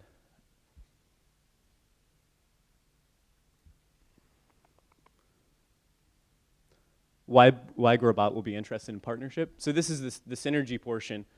So the really interesting thing about Grobot is it's a small Spanish company that's actually privately held. We have a lot of things that we can offer to Grobot. And first is that Grobot's currently targeting partnerships specifically in manufacturing. PTT Global Chemicals is very, very good at manufacturing and building that value chain. And they're looking for people that can take their product, which is quite revolutionary, and take it out to a mass market potential. Additionally, Grobot's currently in the stage of finalizing its certifications and is looking for equity investments so that they can get additional capital to move forward into the global markets. And as you can see, there was a recent investment from a Chinese company called Chint, where they actually bought an 18% stake in the company, a 10% stake in the company for $18 million. So you can see, comparison in size, there would be a big advantage for PTT to come in and do this. Now, one of the questions we actually got in the previous round was, why is a company like Grobot going to want to partner with PTT and not a larger car manufacturer? But the thing you have to keep in mind is that people have been creating batteries in cars. Car companies have been creating batteries in cars for a long time. So they have a huge stake. They've invested millions on top of millions of dollars in lithium-ion technology. And it's very difficult for a company like Chevy or Volkswagen to walk away from everything they've spent to go into a new technology. Whereas PTT Global Chemical, we haven't moved into the battery industry yet, so we can go in with fresh outlook and really innovate in that method. And then to touch on the profitability, could you go to the revenue slide in the presentation, please?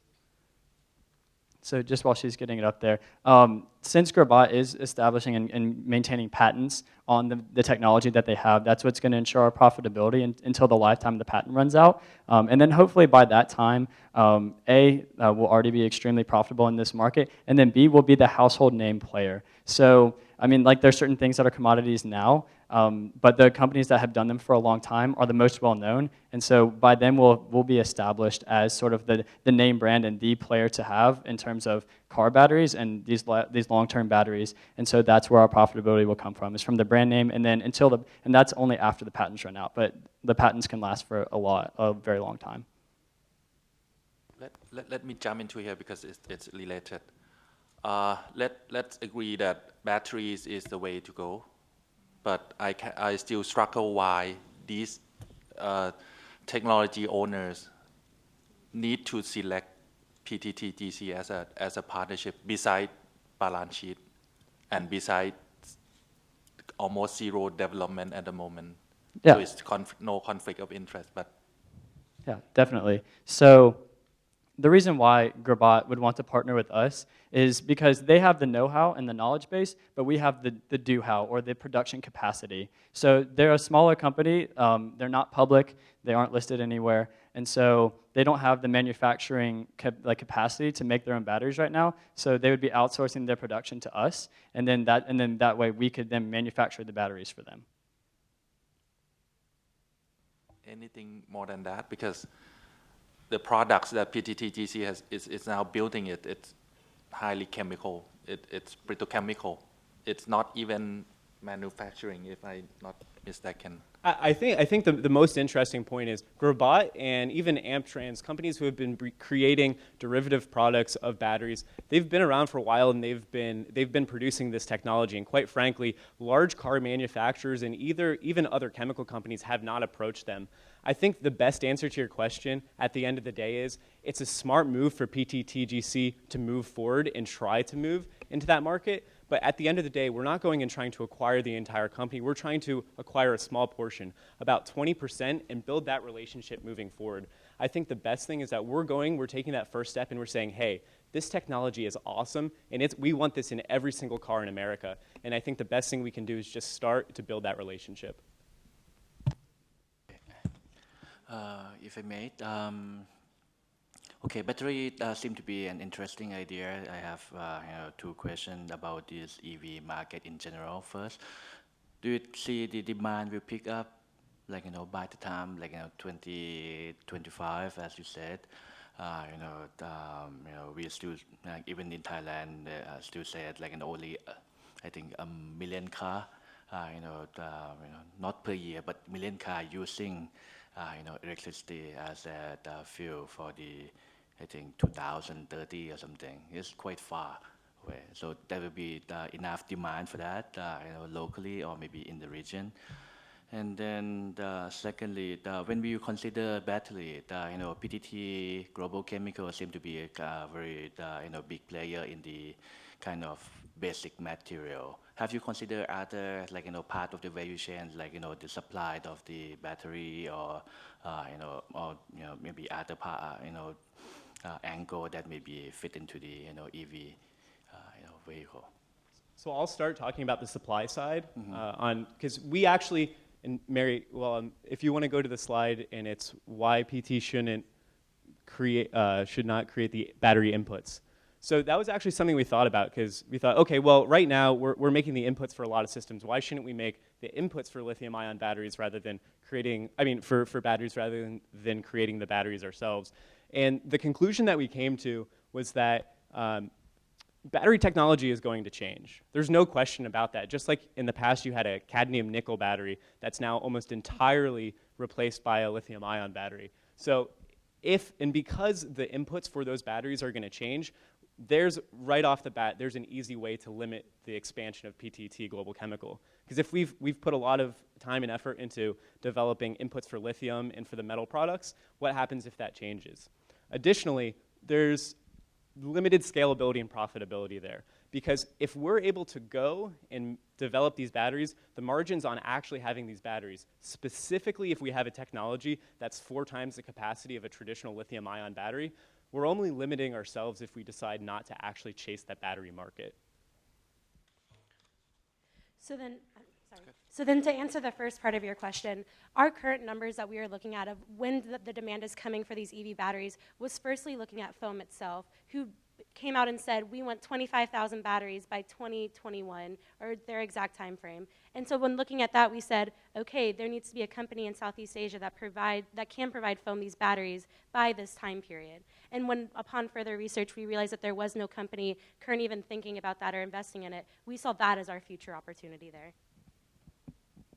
And then just to add on to that a little bit, there's an example of Kodak, the camera company. They knew 10 years in advance that digital cameras were going to be a thing, they were going to be around. They had the technology 10 years early, and they decided to do nothing. And then that ended up being a detrimental decision for them. And so this is PTT avoiding their Kodak moment. They're seeing the trends. They're saying, yes, it's a little bit further away, but then they're able to chase it and keep up with it when it comes, as opposed to sit on your heels and wait for it to come at you, and then you're not prepared. So your battery strategy is actually a function of the assumption that the EV market's actually going to take off. And the examples you cited were, on one of your slides, refrigerators, cell phones, color TVs.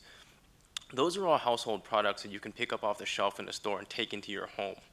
What infrastructure is needed at the consumer level, accessibility-wise, for EVs to take off? And, where do we think the investments are going to come from that? Yeah, sure. Probably the largest spot where this technology in terms of the home front is going to be relevant is in in-home charging stations. And right now, Tesla actually already has these. For about $2,500, you can have a high voltage charging station installed in your home, and it's going to charge your car in about 3 to 4 hours. So there's that market, because that's where you're going to be spending a lot of your time. We think that the best place to be is going to be in the actual physical battery, because that's what's going to drive the car forward, rather than looking at the home solutions. But in terms of your questions, yeah, I think that the biggest advancement is going to be at home charging stations. Because if you think about it, where do you spend most of your time? It's going to be in your home, sitting, watching TV, spending time with your family. So I think that's probably going to be the market to shoot for. Okay. I would like to ask, what is the key success factor of the battery business, and how the GABAT contribute to that key success factor? So the key success factor to the battery industry is having not only a battery that can hold a power for a long time, it's a lightweight battery. It needs to be able to be light, that way the car can move faster and it holds less weight. Now Gerbat's efficiency is that they have this battery. They have one of the newest lithium batteries that is adaptable and able to be used in Southeast Asia and in our cars here. Yeah, at the end of the day, it really comes down to if we can build a better battery, we're going to win. It's not a question. If you go to car manufacturers and you say, hey, we have a battery that has 4 times the capacity, a 66% reduction in weight, and a 33 times faster charging speed, no one in the world is going to think, well, let's stay with that old technology of lithium ion. And we've seen this with cadmium nickel. Which one of you in the room has a phone with a cadmium nickel battery in it? It doesn't, because it has a faster degradation of those electrons, so your battery is going to die quicker, it has a lower capacity and a higher weight.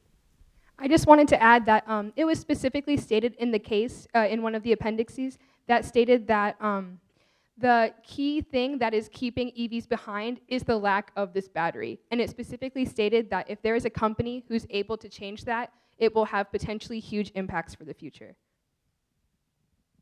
I think it's a cost.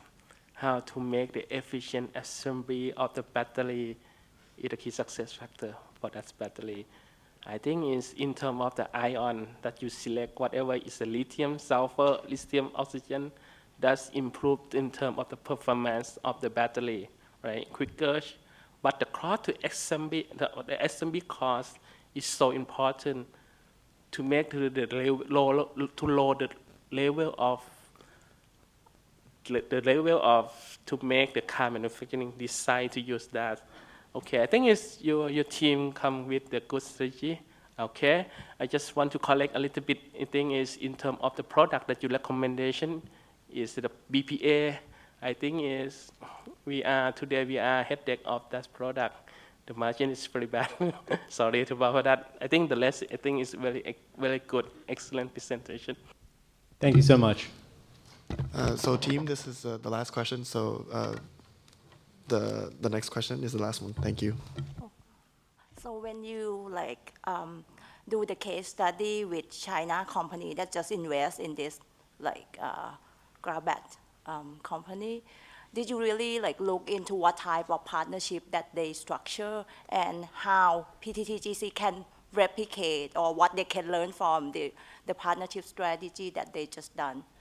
Yeah, so at the point in time where that Chinese manufacturer came in, Grabat was actually undergoing a lot of financial difficulties, and they were very aggressively going out into the market and saying, hey, we're very, very close to being able to have our first round of production, but they weren't quite there. So I think that company came in right at the right time, but from what we understand, probably the biggest benefit is just going to be going in early and coming to that company and saying, hey, we really believe in your idea and we really want to help out. And I think the biggest success factor is just going to be about building that relationship.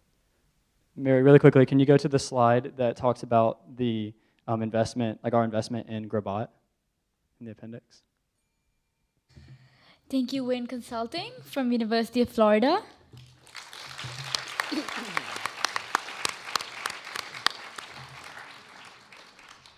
And now we'll have 15-minute break before moving on to next presentation. Restroom can be found on the left side of the registration point and right at the end of the hallway. Please be informed that the next presentation will start at the door and the door will close exactly on time, so see you in 15 minutes.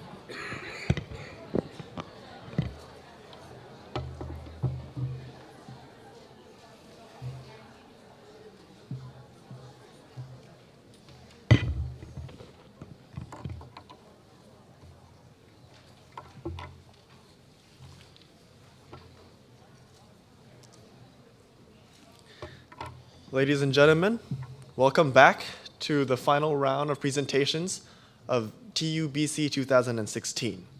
So now, without further ado, let us continue with the third team presenting from Division C. Please give a warm welcome to Veritas from the Challenger 2016.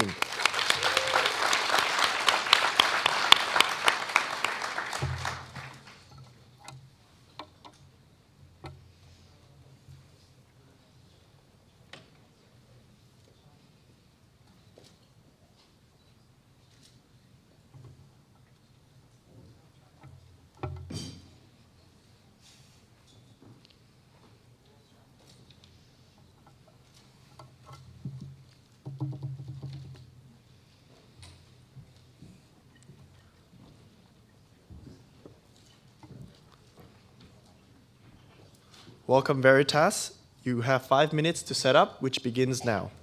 And you may start the presentation whenever you are ready.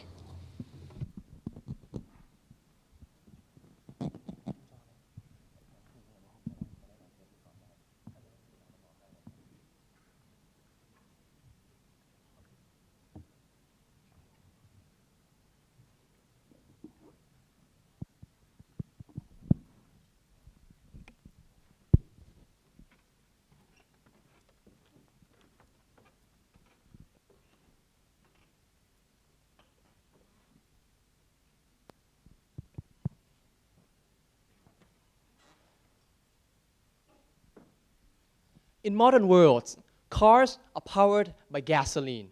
But tomorrow, that might not be the case. As time goes by, technology advances, car won't have to rely on gasoline any longer. Introducing electric vehicle, a means of transportation that relies solely through the power of electricity, a clean and eco-friendly source of power. One company is standing at the forefront of the petrochemical industry, preparing for the changing landscape of electric vehicle. And the name of the company is none other than PTT Global Chemical. Good afternoon, ladies and gentlemen, honorable judges. Please allow me to introduce you to my teammates. From the far left, Atit, Charudet, Pishet Pat, and myself, Pumtat. Together, we are Team Veritas. So let's begin with the financial performance of the company. As you can see, the revenue of the company has been decreasing over the past 4 years due to the fluctuating oil price. But despite the decrease in the revenue, the EBITDA margin of the company shows stability. This proves that the company is able to control the production efficiency. And the major contributor to the company's revenue consisted of refinery, olefins, and aromatic businesses. And to break down further into geography, 63% of the revenue is generated within Thailand, 12% from China, and the other 7% from Singapore. And as I mentioned previously, petroleum refinery is one of the company's core business with a capacity of refining 280,000 barrels of crude oil per day. Thus, the company also offers a wide range of petroleum products, ranging from light distillates to heavy distillates. And here are the list of products that it offers. For light distillates, it offers LPG, light naphtha, and reformate. For medium, they offer jet fuel and diesel. Lastly, for heavy distillates, they offer fuel oil. And as you can see in this graph, the majority of vehicles in Thailand are mostly motorcycles, followed by passenger cars.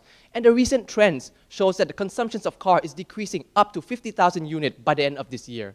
But despite the decreased consumption of car, government is still starting to show support for the upcoming trends of EV. But for the market to be ready for this trend, it must first have the production expertise and knowledge developments. And they also must provide a suitable charging infrastructure throughout the country and material technology. As of right now, the adoption rate of this trend is still considered low. We currently have 70 EVs in Thailand, 4 charging infrastructure in Bangkok, and none in the suburban areas. And the price of EV technology is considered to be high due to the fact that it is an imported product. This implies that currently the core domestic market is not ready for mass EV consumption just yet, but the future of the trend is inevitable given the rapid technological improvements. Thus, there are 2 things that a company should do. For the first thing, the short term, the company should focus its resource in maximizing the growth of the existing core business line. And for the second part, for the long term, they should start preparing for the imminent threat of EV trends. With that, the goal is to ensure a sustainable growth for PTTGC as a whole. The questions are, how can the company maintain its competitive edge in the market through their existing business line? And how can the company prepare itself for the changing EV landscape? With that, we have come up with two main strategies: bolster the core and adapt for more. Let's begin with bolster the core. Thank you, and now it's time for us to bolster the core. Currently, the company utilization rates of the olefin and the oil refinery has gone over 100%, and moreover, the company has exported over 50% of its plastic resin produced into Chinese market. This means that, given the current situations of the company, PTTGC should start moving forward into its next action. Thus implies that PTTGC should start investing, should increase its production capacity and capture the more opportunity in the high growth market. Now, taking a step further to look at the market around the world, we can see that the global trends of the demand for the petrochemical company, leads to the CLMV region with over 2% within 5 years. So this means that PTTGC should seek for opportunity in the CLMV region. In order to do so and answer where should they go, we have constructed a decision metric based on the market attractiveness and the ability to win. The market attractiveness will consist of resin consumption, oil consumption, as well as the GDP growth, while the ease of doing business will be in the ability to win. We then apply these criteria into the CLMV countries consist of Cambodia, Laos, Myanmar, and Vietnam. And to make things more simple and to save you time, we have constructed a strategic bubble chart in order to categorize these countries into the first, second, and third tier countries. From our analysis, we see that PTTGC should enter both first and second tier market. Thus implies that PTTGC should start investing and doing business in petrochemical business in both Vietnam and Myanmar. But in order to enter these countries effectively and efficiently, PTTGC should find the best mode of entry so they can grow in by organically or inorganically. From our analysis, we see that CLMV as an emerging market would be too risky for the company to expand organically into them, leaving us joint ventures and the merger and acquisitions. But by merger and acquisition, it would violate several rules and regulations of doing business, petrochemical business within Vietnam and Myanmar, leaving us the last but the best strategic partnership or the joint ventures. So now that we have known which countries are we going to penetrate into and how are we going to penetrate into, let's take a step further to know more insight of the countries. So in Vietnam, there are currently 4.4 billion barrels of oil reserve waiting for us and the demand of using the plastic resins of over 1,700 kilotons per year. This means that however, the country Vietnam could only serve the demand up to 1/3 of the demand, while Myanmar, after the country have decided to liberalize its economic, many investors has come in and invest both the government, private, and international sectors, meaning that the demand of the consumption of the oil and plastic resin will rise dramatically. Moreover, these two countries have the same interest in better the quality of their oil in order to meet the international standards to export the oil into the international market. So by partnering with PTTGC, these countries will gain the R&D system of the company, hence meet the oil standard they wanted to be. So speaking of Vietnam, in order to do business in Vietnam, as I have mentioned earlier, we must do it through the joint ventures. So we have constructed a strategic partnership landscape in order to find the best partner for PTTGC with the criteria of the size of the market, the size of the company, and willing to create a strategic partnership. We then apply these two criteria into the top 5 players of petrochemical company in Vietnam. And as a result, we can conclude that the Petro Vietnam is the best company that suits the current situations of PTTGC current situations. So moving forward to Myanmar, we can see that there are 3 key reasons of why PTTGC should invest in Myanmar. First is that the country have low oil refinery plant inside, but having a heavy demand in oil, importing over 10,000 barrels of oil per day. Moreover, since there are many investors, international investors coming into the country to invest, it means that they will drive a huge demand of oil consumption and plastic resin consumption.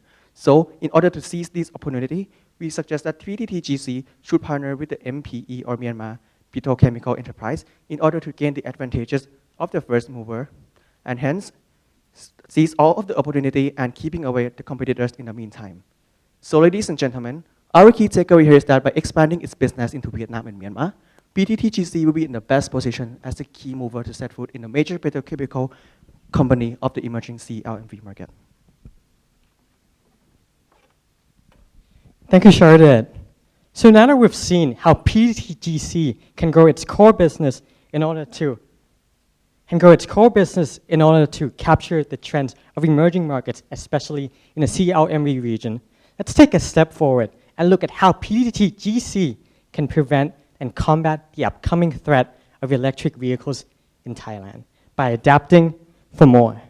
When we look at the industry of EVs today, we actually see that there are three key stages: ignition, acceleration, as well as stabilization. The industry today is actually still in the ignition stage. This is known as infancy. Although the government has pledged support for the growth of the company, in actual fact, the adoption of the technology is still low. Not only is it low, but technology is still in a testing phase. So when we look at the relative threat to us, we see that it is still relatively low to PTTGC. But in the future, this is where everything would actually change. As the investment in the infrastructure increases and the adoption increases as the cost of ownership decreases, the S-curve would, the growth curve of the industry would ramp up exponentially, moving towards the acceleration stage. And the threat to us here is immense. Therefore, the company needs to prepare today. And when we look at the key success factors of what would make EV work in Thailand, we actually realize that there are three key factors that PTTGC can actually influence to be a part and capture the trends and benefit from the value chain. Whether it be the first one, the integration of electric vehicles in the product portfolio of our OEMs. The second, the development of the technology. And thirdly, the ability to adapt our core processes and production capability. But when we look further down, it is not as if the company has actually not done anything at all. In actual fact, PTT as a group is actually beginning to plan for the change towards clean energy and clean vehicles. The group itself is planning to open up to 20 charging stations by the end of 2017. And it has a key subsidiary of GPSC that already invests in renewable energies such as solar power and also hydropower. So then this leads us to the key question: what scope are we actually aiming for? What role do we want PTTGC to play in? And where is the window of opportunity pointing at? So now let's take a look at how conventional vehicles in Thailand are actually composed of. When we look at traditional vehicles, we see that, okay, there is an operating entertainment system, there are seats, there are windows, and there is an ICE, or known as internal combustion engine, that powers the diesel motor. It also has an exoskeleton frame that relies on metal, which is a material that is actually very heavy. But when the EV trend comes into play, the production process of manufacturers will completely change. For example, EVs do not require an internal combustion engine, but uses an lithium iron battery to power its electric battery. Additionally, instead of having a metal frame, manufacturers would demand the use of carbon fiber reinforced plastic because it is 40% lighter than steel, and the fact that it is just as strong as steel. So we know that the production landscape will change as EV comes into play in Thailand. But when we look at what EVs are actually available today, we see that two is already actually available for the mass, whether it be hybrid electric vehicles or the plug-in hybrid electric vehicles. These are actually already available in Thailand. But in the future, the trend will completely shift. Manufacturers will be looking to manufacture battery electric vehicles as well as fuel cells. These are trends that would come up into the future in 5 to 10 years. So the implication is, if PTTGC wants to capture the trends of EV in the future, it needs to be able to extend its chemical product lines in order to satisfy the needs of our manufacturers in the EV market in Thailand. Thus, what we are recommending the company to do is to extend its chemical product lines, but still leveraging on its ability to specialize in aromatics, olefins, as well as HVS, or known as high volume specialty. There are key chemical components that can be extended outwards downstream, whether it be PBT, carbon fiber reinforced plastic, polyurethane, or known as PU, polycarbonate, known as PC, thermoplastics, for example. If we mix PBT with carbon fiber reinforced plastic, this can actually be used to create carbon fiber bodies that cars require. If PU is mixed in with carbon fiber, it can be used for the molding and compression of materials that are used, for example, in the seats of cars, the shells itself, also the cables and the roofs. So we know that these core chemicals will be required by EV manufacturers in the future. But who exactly should be our customers? When we look further down, we actually see that PTT as a group has already implemented a plan to target and be involved in the production process of EVs more into the future. It has entered into an EV development agreement that focuses on the promotion of EVs in Thailand and to raise awareness. Secondly, other key players like, for example, FARM, has begun to expand in Thailand by opening up a production facility. And there are also other key players that already has expertise in hybrid electric vehicles. Our aim is to ensure that we are able to enhance our supplier-customer relationship that would offer us the ability to develop the technology together with our partners. Now this would be a win-win situation. For PTTGC, what we gain is the fact that we are able to involve ourselves into the value chain of electric vehicle production. Secondly, what auto manufacturers gain is access to one of the best supply chain of aromatics and olefins in Thailand. We know that as the cost of production decreases and the cost of ownership decreases in the future, this is good for the consumers. And additionally, this would also be able to help the government in terms of the EV adoption, where it aims to have over 1.2 million cars by the end of 2036. So this is our guideline for PTTGC. If it wants to be a key supplier in the value chain of EV production, in the next 5 years, we are hoping to aim for PTTGC to target on supplying to manufacturers of hybrid electric vehicles and plug-in hybrid electric vehicles, focusing on components like PU and PC that offer semi-lightweight. But in the next 5, 10, 20 years, as the trend shifts more towards battery electric vehicles, we are hoping for PTTGC to be a key player in supplying components such as carbon fiber, PBT, PU, and thermoplastics, that this offers the highest grade in the materials of lightness and strength. So the key takeaway for this recommendation is, if PTTGC wants to be a major player in the EV production chain to gain that share of pie in the future, it needs to be able to extend its chemical product lines that we know our manufacturers need.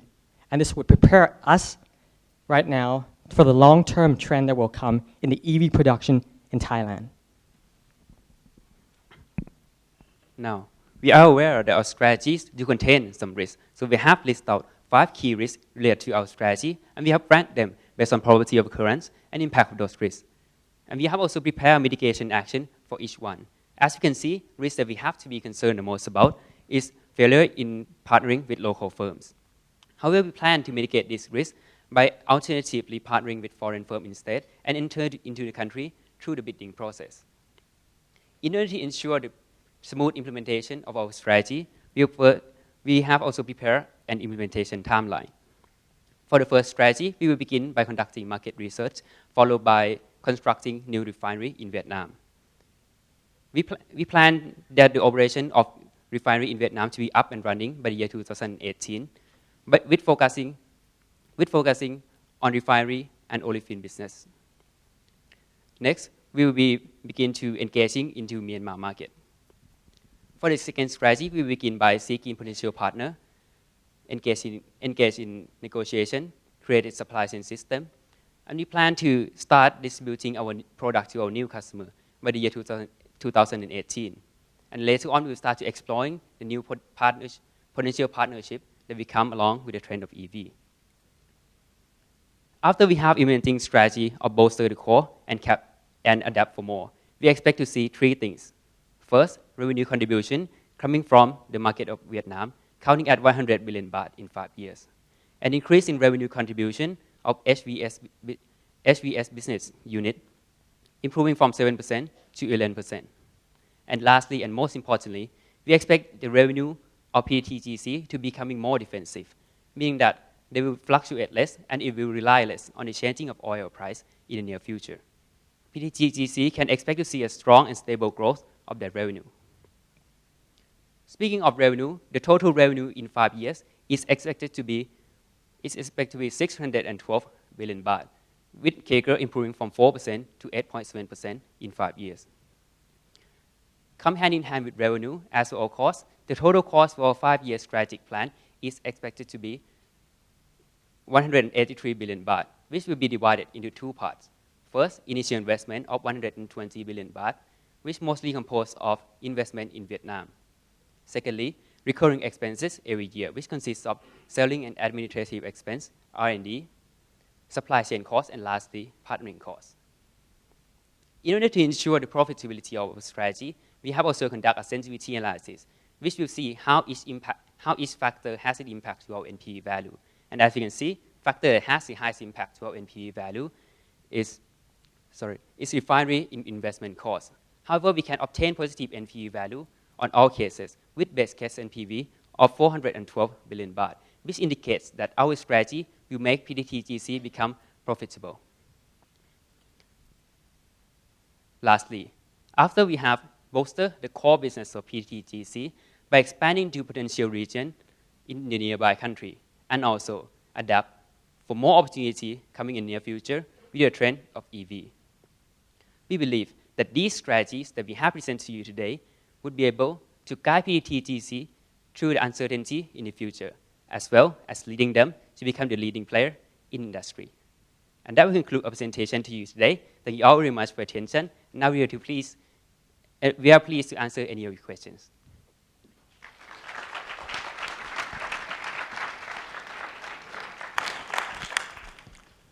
Okay.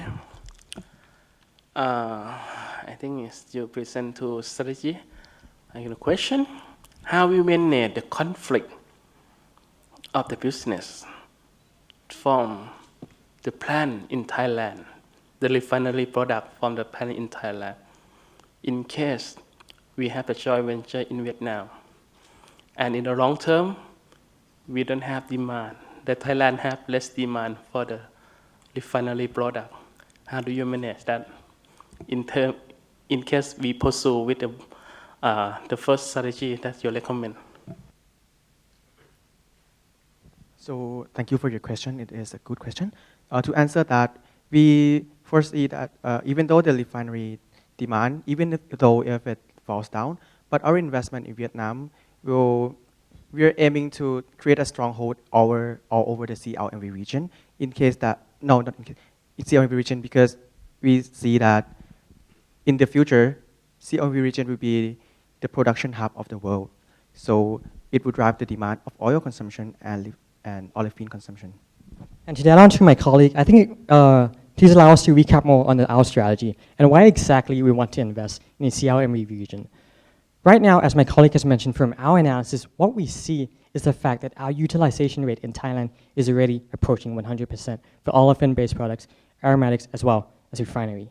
Therefore, we need to be able to expand. And we understand that maybe PTTGC right now is in the process of expanding its plant in Thailand in order to capture the growing trends in the future. But we cannot leave Vietnam out. This is one of the regions, along with Myanmar, that offers the highest growth rates right now. If we are able to actually set up a manufacturing plant, it would not only allow us to reap the benefits of one of the industry's fastest growing regions, but it would enhance our production base in the region that can also be used to export to others. And to add on more to about your concern about cannibalization, for example, I think it comes back to knowing what to specialize in. For example, we might focus more on olefins and aromatics in the Vietnamese market, or we could also just focus more on refinery. This depends on what the government allows us to do, which there are risks concerned, but we have evaluated that, and we can answer more if you want to know. And to add on to that, the reason that we are expanding into Vietnam is we can see that there is demand in the Vietnam market. As you can see, they're currently on the deficit, meaning that they're currently importing our product. So if we start to expand, not only that we can serve our country with the product from refinery, we can also serve the people in the Vietnam market also. Okay. Have you also looked at the feedstock situation in Vietnam, whether the country have sufficient feedstock to produce, and also what is the cost comparison of setting up a plant in Vietnam as opposed to invest in other locations closer to feedstock? Okay, thank you for your questions. We have already considered the feedstock in perspective. Currently, Vietnam has over 17,000 kilotons per year in demand of the feedstock, but currently the country can only meet up to 1/3 of the demand. through its own refinery. The 2/3 are coming from the imports of the raw materials they needed. So by setting up our hub,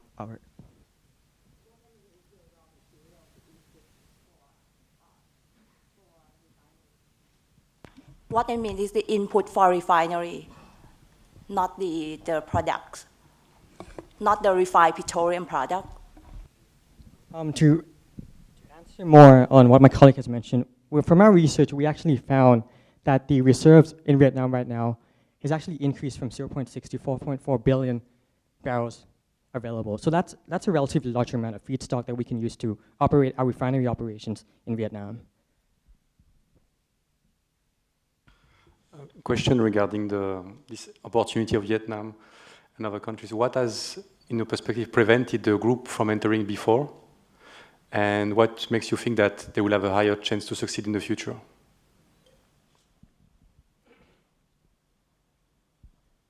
Thank you very much for your question. We understand that, to be honest, right now the company is actually looking to invest in Vietnam, and it has tried before. But what we see the biggest risk in entering this country tends to be political risk, combined with the fact that if fluctuating oil prices can actually also prevent the beneficial reason on why we should go into Vietnam. But in terms of the risk and why we haven't gone before, I think that comes back to knowing what the government wants. From our research, we found that the state is looking to increase its output of olefins and aromatics products by up to 20 to 30 million. So there is demand that is in wait, and the Vietnamese government is actually looking for bidders into the project. So there is room for us to go into. So I guess I'll focus on your second recommendation. How certain is it that the EV market is going to take off? I mean, you have a page where you say, success factors for EV growth, and nowhere do you mention the value that EV creates for the end user. So why would a consumer buy an EV? What's the value that the customer gets? Allow us to clarify more on our recommendation direction. We are assuming that in the future, the government would want to support the growth of the EV industry. One of two key reasons. The first reason is the fact that what we are seeing right now is the fact that Thailand has relative competitive advantages in producing vehicles. But in the future, should the trend comes, we might lose on the competitive advantage in the ability to actually produce electric vehicles. So it's not just something that affects us, but it affects the whole economy and the competitive advantage of Thailand as a manufacturing hub for vehicles. Now, in terms of the benefit to customers, right now it is not much proven about the cost savings, but what we know is the fact that there are certain hybrid electric vehicles right now that are available to the market, and we are trying to prepare should the industry take off into the future. Should it not take off, we would still hold the competitive advantage in our refinery products and the demand for low oil prices. But should it take off, this would put us into a position to prepare ourselves for the growth of EV into the future. Is there any investment required for your second recommendation? How sensitive is that to timing? So you're saying X dollars that you're investing and you're drawing back an NPV. Let's say the government's misplaced its target by 5 years, which is possible, right? So what does that do to your model? Okay, to clarify on our recommendation, for the first 5 years, we're focusing on the material that we can actually use today, not the pure EV car. So we can actually implement this material into like the hybrid car that currently selling in the market. So if the trend of EV is not really going up that far, we can still sell this product to normal car, not the full EV car. Okay, 2 questions. First one is on your first strategy. You seem to use a lot of benchmarking for petroleum products in those 2 countries, but PTTGC is a petrochemical company. They already have, PTT has Thai Oil as their petroleum refining flagship, not PTTGC. Are you suggesting that these 2 countries has future on the petrochemical products? And my second question is on your second strategy.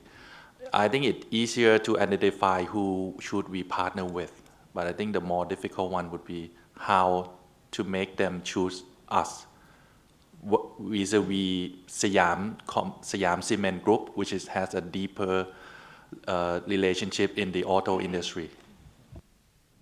Thank you for your questions. To answer the first question, we would like to address you, to recap you that there will be a lot of investment coming in from the foreign sector into both Vietnam and Myanmar, and those investment would require a high need of both olefin product, which is basically the petrochemical product, mostly comes from the plastic resins. So with those demands coming up, we are going to enter those countries with two main business first, the refinery and the olefin product.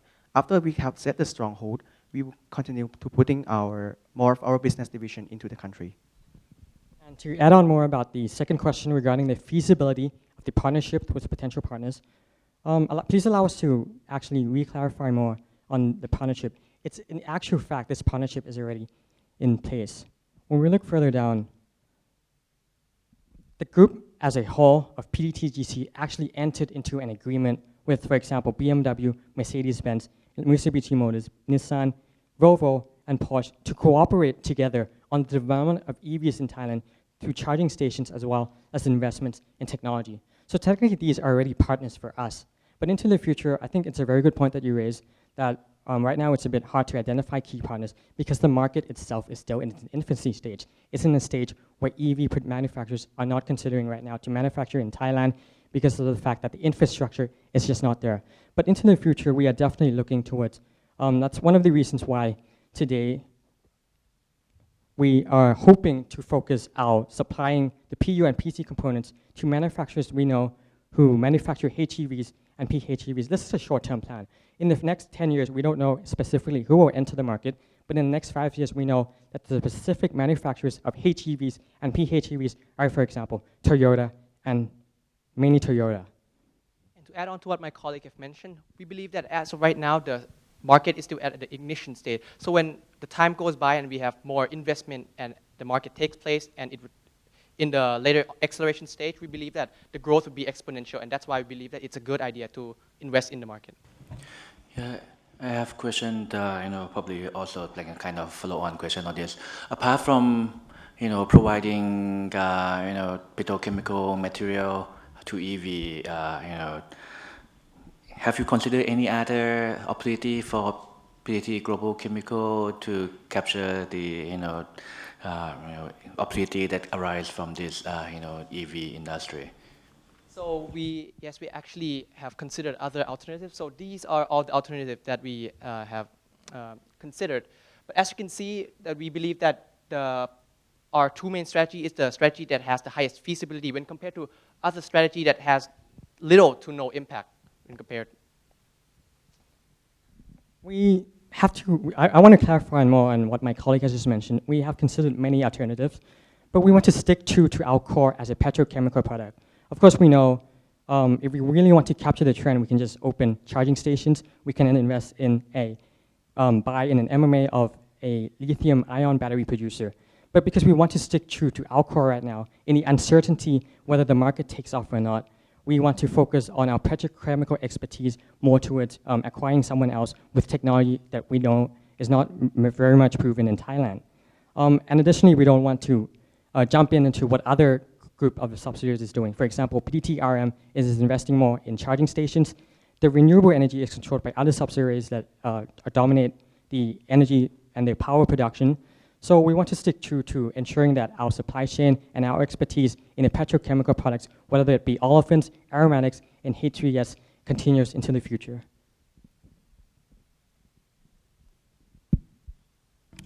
Why do you think the expansion in the CMNV is better, more feasible than the domestic expansion?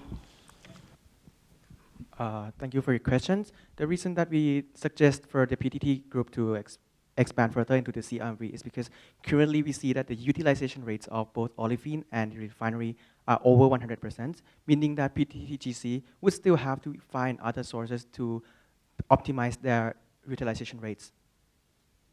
From our research, we also found out that right now the main refinery of PTTGC in Thailand is actually in a phase of retrofit. So this means that the company is actually already expanding the plant right now. Judges, due to the interest of time, there will be one more question to be asked. The last one. why do you think that we can do the EV and do the battery with the Toyota? How we think that's how, what is the advantage of PTTGC can break the current supply chain in battery on the Toyota and Honda? What do you think? How we penetrate that? Yes, that's a very good point. Thank you. But please allow me to re-clarify on what exactly are we doing with our thermoplastics as it's extended from olefins and aromatics. Our specialty is not in the production of lithium-ion battery, but our specialty is in creating the thermoplastic that would offer the material quality of anti-flame and flame retardant that could be used and would be sent to manufacturers of lithium-ion batteries instead.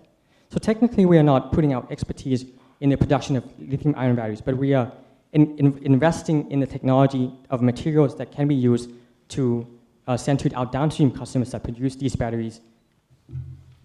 So that you should focus on internal combustion engine, not the hybrid. That's a huge market for that demand. Yes, I think that's also a good point. But the electric batteries itself is something that would be new to the EV production chain. So once the EV manufacturers come into and they need a supply of lithium-ion batteries, we will ensure that our extension of thermoplastic would be used in the production of these batteries. Or if other batteries, which are not necessarily have to be lithium-ion batteries, they could also use our thermoplastics. Thank you, team.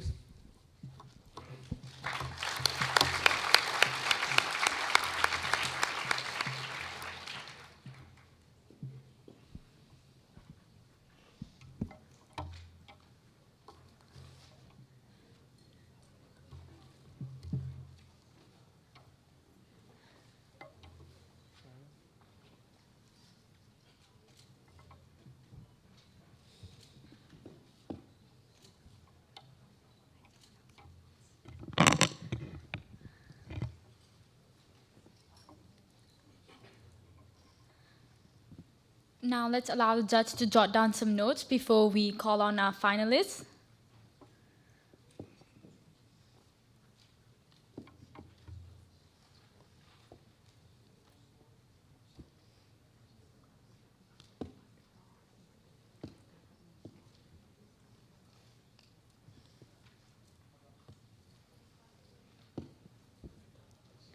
Now let us have the last finalist presentation from Division D. While we wait for Team Spectre.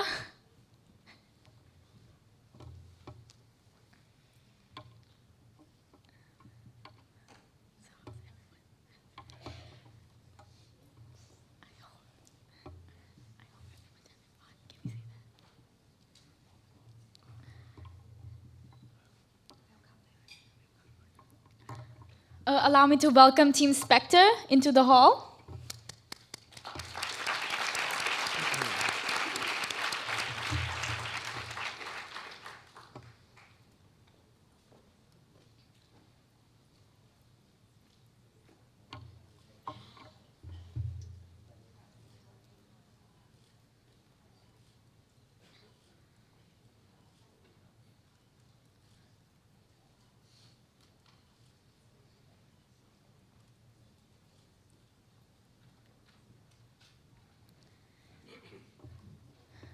Spectre Consulting, you have 5 minutes to set up. You may start when you're ready.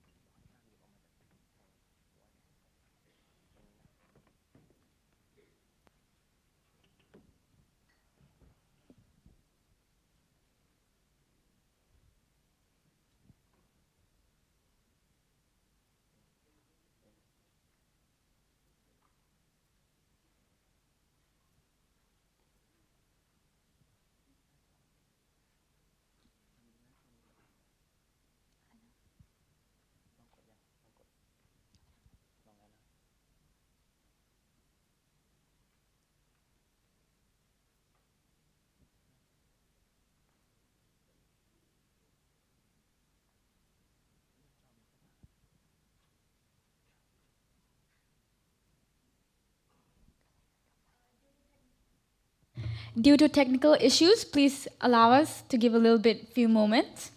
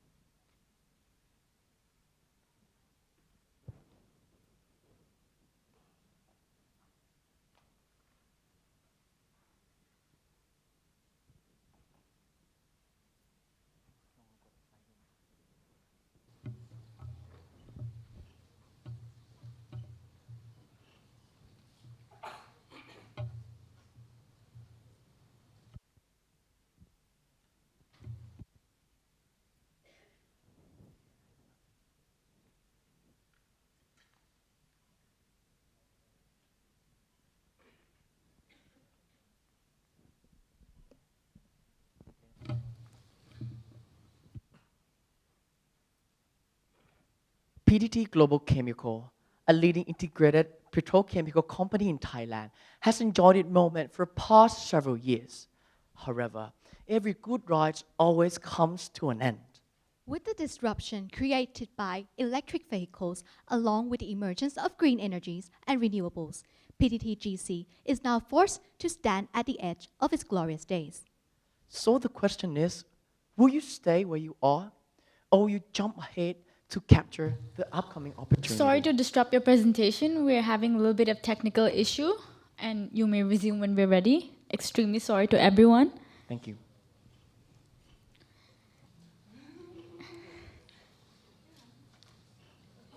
It's okay, all smiles.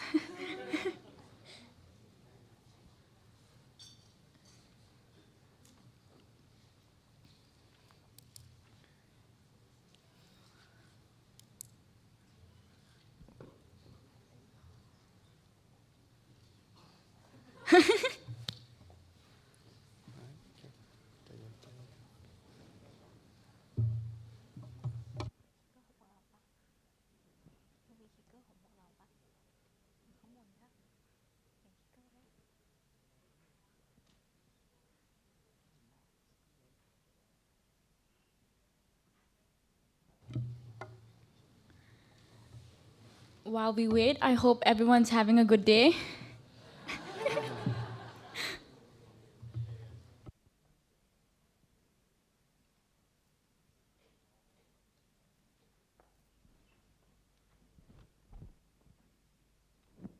So word from the committee just came in. We will be taking an emergency short break for 10 minutes. So for those of you who are getting a bit thirsty or hungry or need to use a restroom, then you may do so for 10 minutes. We apologize for the technical difficulties and we'll be back as soon as possible. Thank you very much for understanding, and we hope to see you soon.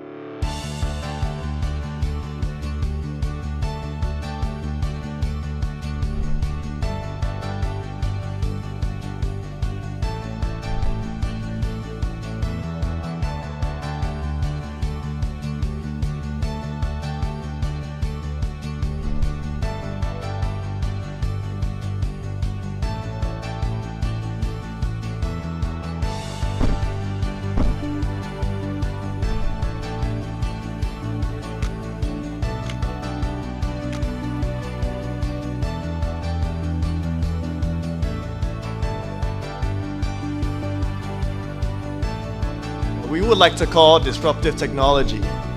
So bringing us back to the final rounds of presentations. Now let us welcome Spectre Consulting.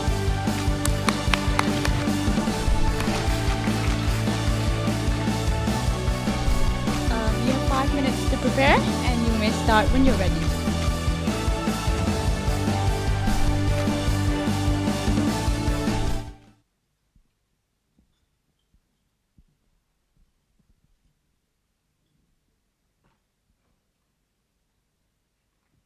PTT Global Chemical, a leading integrated petrochemical company in Thailand, has enjoyed the moment for past several years. However, every good ride always comes to an end. With the disruption created by electric vehicles, along with the emergence of green energy and renewables, PTTGC is now forced to stand at the edge of its glorious days. So the question is, will you stay where you are, or will you dare to jump ahead to capture the upcoming opportunity? A very good afternoon, ladies and gentlemen. My name is Pitikan, and this is Phumrat, Ravisara, and Parin, and together we are Spectre Consulting. Globally, electric vehicles have gained massive consumer adoptions, as we can see from a number of EVs on the road, along with the number of electric power stations have grown exponentially over the past 3 years. And this has happened mostly due to strong government supports in the form of tax incentives, subsidies, development of infrastructures, as well as the regulations that favor EVs. The world has begun to adopt this highly disruptive technology, but the key question for PTTGC is when will this trend arrive in Thailand, and how could PTTGC as a chemical company react to disruptive change? Moving into Thailand, we can see that the government has laid out comprehensive development plans to bring out EVs into the roads. In the first phase, the government will experiment with 200 electric buses and are developing the charging stations. In the second phase, they are researching about the batteries and to improve the quality as well as the battery life. In the third phase, this is when the government expects to see 1.2 million EV vehicles on the road, along with 690 charging stations. Moving on to the private sector side, we can see that major automotive companies have already made big plans for EV in Thailand. For example, Nissan plans to make Thailand their most important EV export hub, and Honda is investing in a research facility right here in Thailand. Therefore, we can see that EV is the unavoidable disruption that we can see in the automotive industry of Thailand. But what this really means for PTTGC is that 4 of its business units will be impacted. Looking at the refinery business, this is the threat at their door. Because if consumers switch to use EVs, they will no longer need to purchase gasoline. But after conducting a careful analysis, we found that PTTGC will only lose about 4.6% of that revenue. And there's also opportunity for us to export the fuels to the CLMV market to recover the losses. Therefore, the threat here is not as significant. Moving on to the polymer, specialty, and the phenol businesses. This is the opportunity at their hands because PTTGC has the capability to produce the plastic parts used in EV production. And after analyzing this, we found that the EV trend is actually more of an opportunity than a threat to PTTGC. And with the ultimate goal of maintaining its leading position in the petrochemical industry of Thailand while capturing growth from the EV trend, PTTGC has 2 key questions to answer: how to achieve lightweight materials, and how to ensure the sustainability of EV parts production. We introduce to you our two strategies, Gear Up and Glide Ahead, which will generate 2.85 billion baht of incremental net profits, and by 2036, 40% of EV materials will be manufactured using bioplastics. And now, without further ado, it's time to gear up. So taking a look at our first strategy of Gear Up. Taking a look at the barriers that must be overcome in order for EV to be adopted, we recognize that it comes in three key prongs. Firstly, it must have a low price in order for the mass consumers to adopt it. Secondly, it must have a long travel distance, which could be achieved by either a long-lasting battery life or by a low-weight body. Third, it must have the supporting infrastructure in terms of the charging stations. So when we take a look at the industry's initiative to overcome these barriers, we can see that the automotive companies has already been able to launch low-cost automotives in terms of EV at only $32,000. Now, in terms of the charging station, we recognize that the PTT Group as a whole has already launched 6 charging stations in Thailand and will continue to do so in the future. Now, in terms of the battery life, PTT Group has also started investing in developing batteries under its GPCSC brand. However, the question remains, what about the light body vehicle materials? And this is exactly where PTTGC comes in. PTTGC has the opportunity to produce lightweight plastic materials which could be used in the production of EV vehicles. Taking a look at an example of an EV. Several components of EV are actually produced from plastic materials which are the byproducts from our current business units. For example, taking a look at the display board. It is actually produced from polystyrene, which is actually a byproduct of our aerobatics business units. And for the bumpers, they're actually produced from polypropylene, which are the byproducts of our compensate. So what this means for PTTGC is that we actually have the raw materials that could be further used in the development of EV parts components in the future.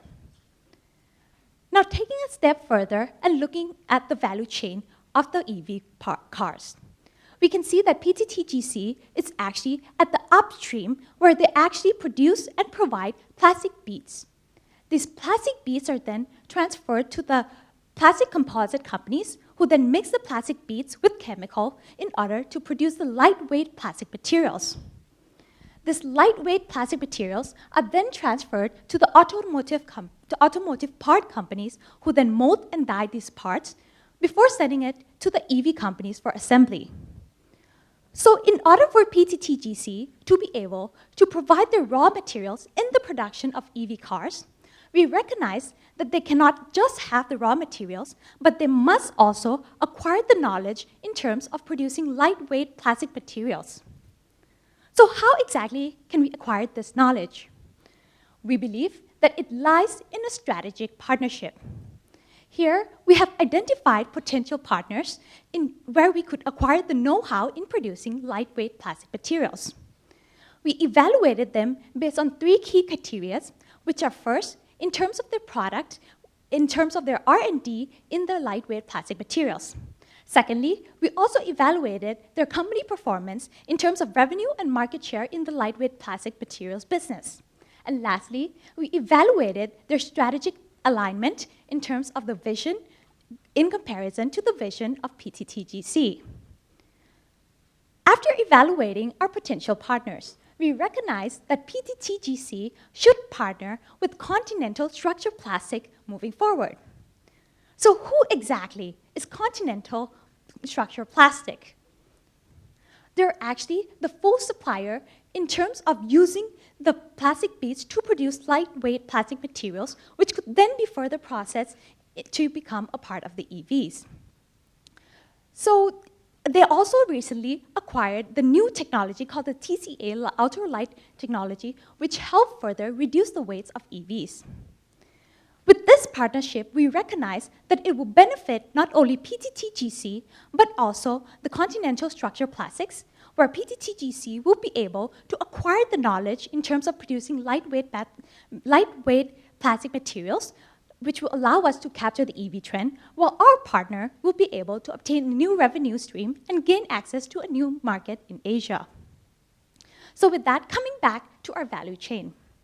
With a strategic partnership, PTTGC will now have not only the raw materials, but also the knowledge in producing lightweight plastic materials.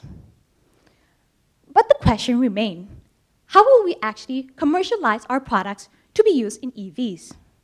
Logically, you may think we should go to the automotive part companies since they're directly downstream.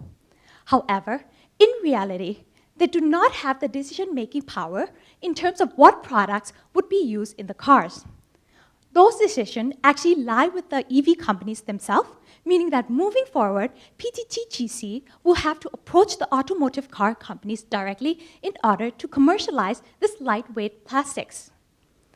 So who exactly are these companies?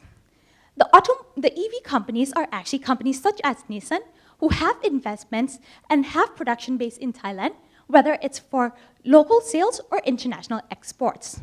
And what they value is the mass production and mass adoption of EV vehicles in the future. With that in mind, when approaching them, we must propose 3 key values. Firstly, we have to communicate our TCA ultra-lightweight property to them, which could help them actually reduce the weight of their vehicles.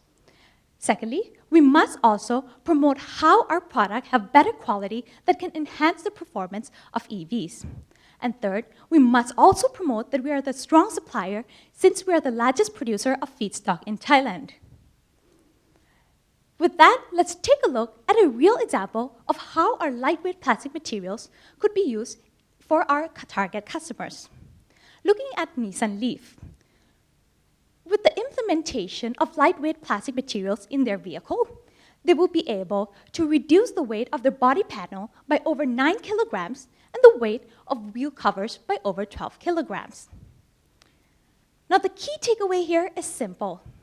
By partnering with Continental Structural Plastics, PTTGC will be able to acquire the knowledge in terms of producing lightweight plastic materials, which will allow us to capture the upcoming EV trend. Now, my colleague will walk you through our guide-ahead strategy. Thank you. So with our first strategy, we are able to capture the EV trends by providing the EV part to the auto manufacturers. However, it is enough for us to ride these trends and glide ahead. By looking at the EV car itself, we can see that most of its parts come from various chemical substances, such as polypropylene and polystyrene. And where do these chemical substances come from? The answer is simple. It comes from only one source of energy, which is the crude oils and the natural gases. And as everyone knows, that crude oil and natural gases is unpredictable and unreliable. So it leads to the big questions that where else can PTTGC find a sustainable feedstock to provide a sustainable for producing of the EV parts? By taking a look at the plastic production itself, nowadays PTTGC produce plastic by using the synthetic method, where we transform the crude oils, natural gas, and the coal into a plastic. However, moving forward, we see an opportunity in the bioplastic world.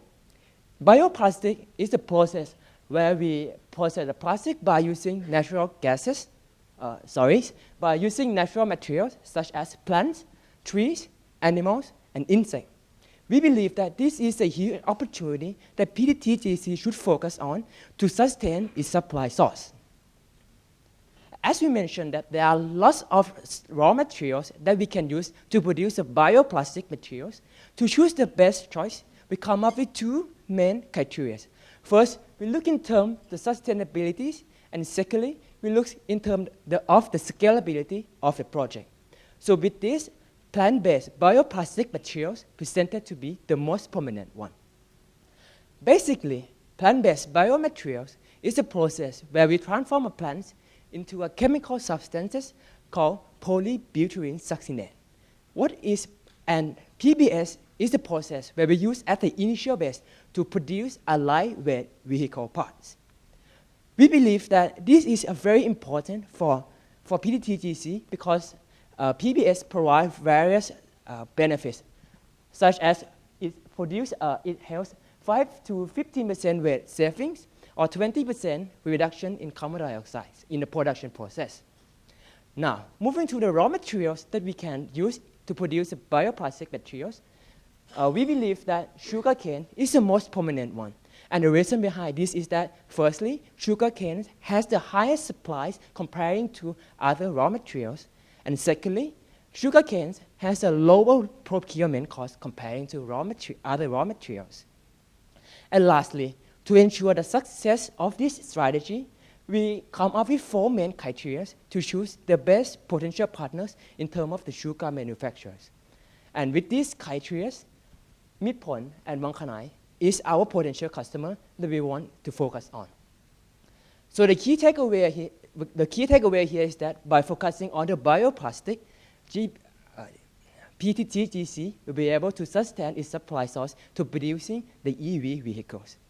And now, my colleague will guide you through our financial justification. Thank you. So if 2 of our strategies are successfully implemented, we expect to achieve 3 key financial impacts.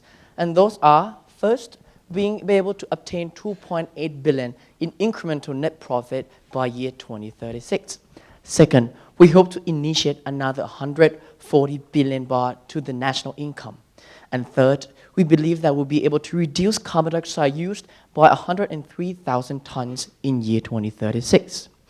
Looking further into the revenue forecast, the total incremental revenue is expected to be around 11.27 billion baht in year 2036, with the certain key assumption that the capacity of ethanol factory has the growth rate of 5%, and the bioplastic production rate stands at 0.0015 ton per liter.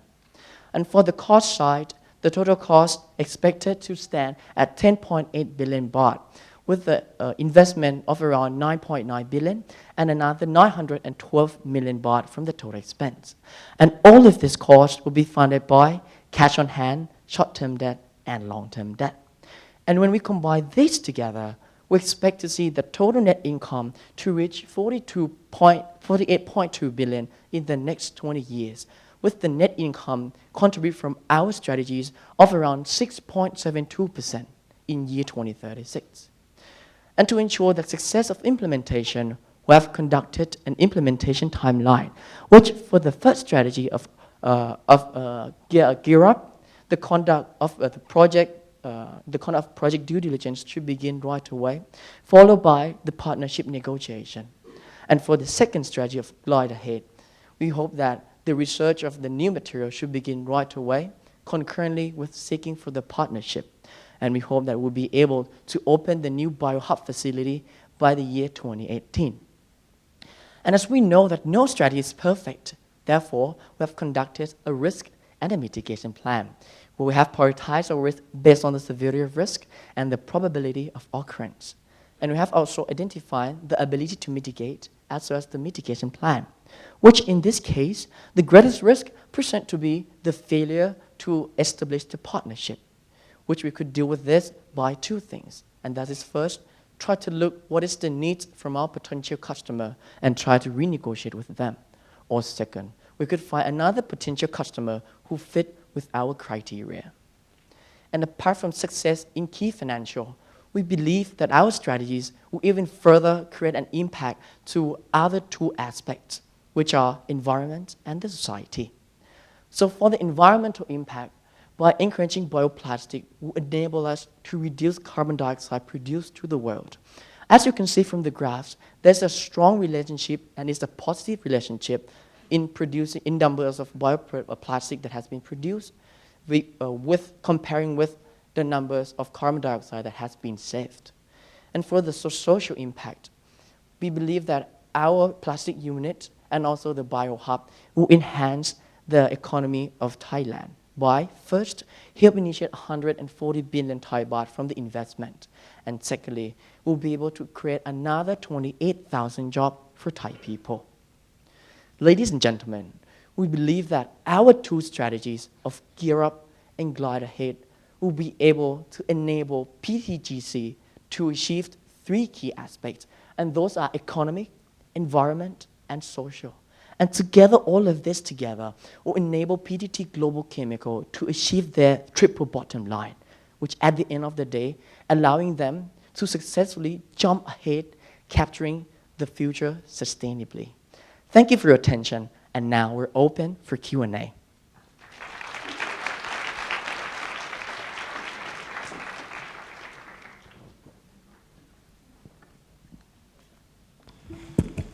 Okay. First question. What is the PTTGC value proposition to do the joint venture with the person, the company that have the technology on the lightweight? So we see that by partnering with Continental Structural Plastics, the value proposition that PTTGC will be able to obtain is first in terms of the know-how, since we currently might not have the know-how in terms of the lightweight plastic materials. No. Our contribution to them, because you say about the joint venture, not acquisition.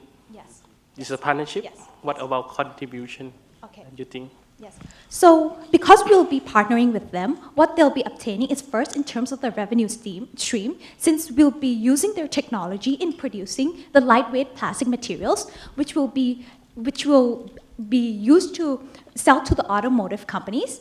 They will also get an access to a new market in Southeast Asia, since currently they're running in the North American region, meaning that they'll have a new revenue stream from a new region. And also, they will be able to increase the global presence in terms of their branding, since now, partnering with a company like PTTGC and in the Asian regions, they will be able to expand their presence in this region. But the market now is in the US and Europe. It's not in Asia. Why? Why they don't keep expanding the product in US? So I think, as my colleagues have mentioned, we see that there's a trend for the EV car, and then leads to the demand for vehicle plastic vehicle parts that will come and boom in Asia, as there's attention from government in Thailand that try to set Thailand as a business hub to produce EV car. So we believe that there's a potential demand that we could offer to our partner joint venture. Okay, I have just the last one. In case we believe you take the bioplastic to replace the current product, what we should do, what the replacement volume, how we manage that?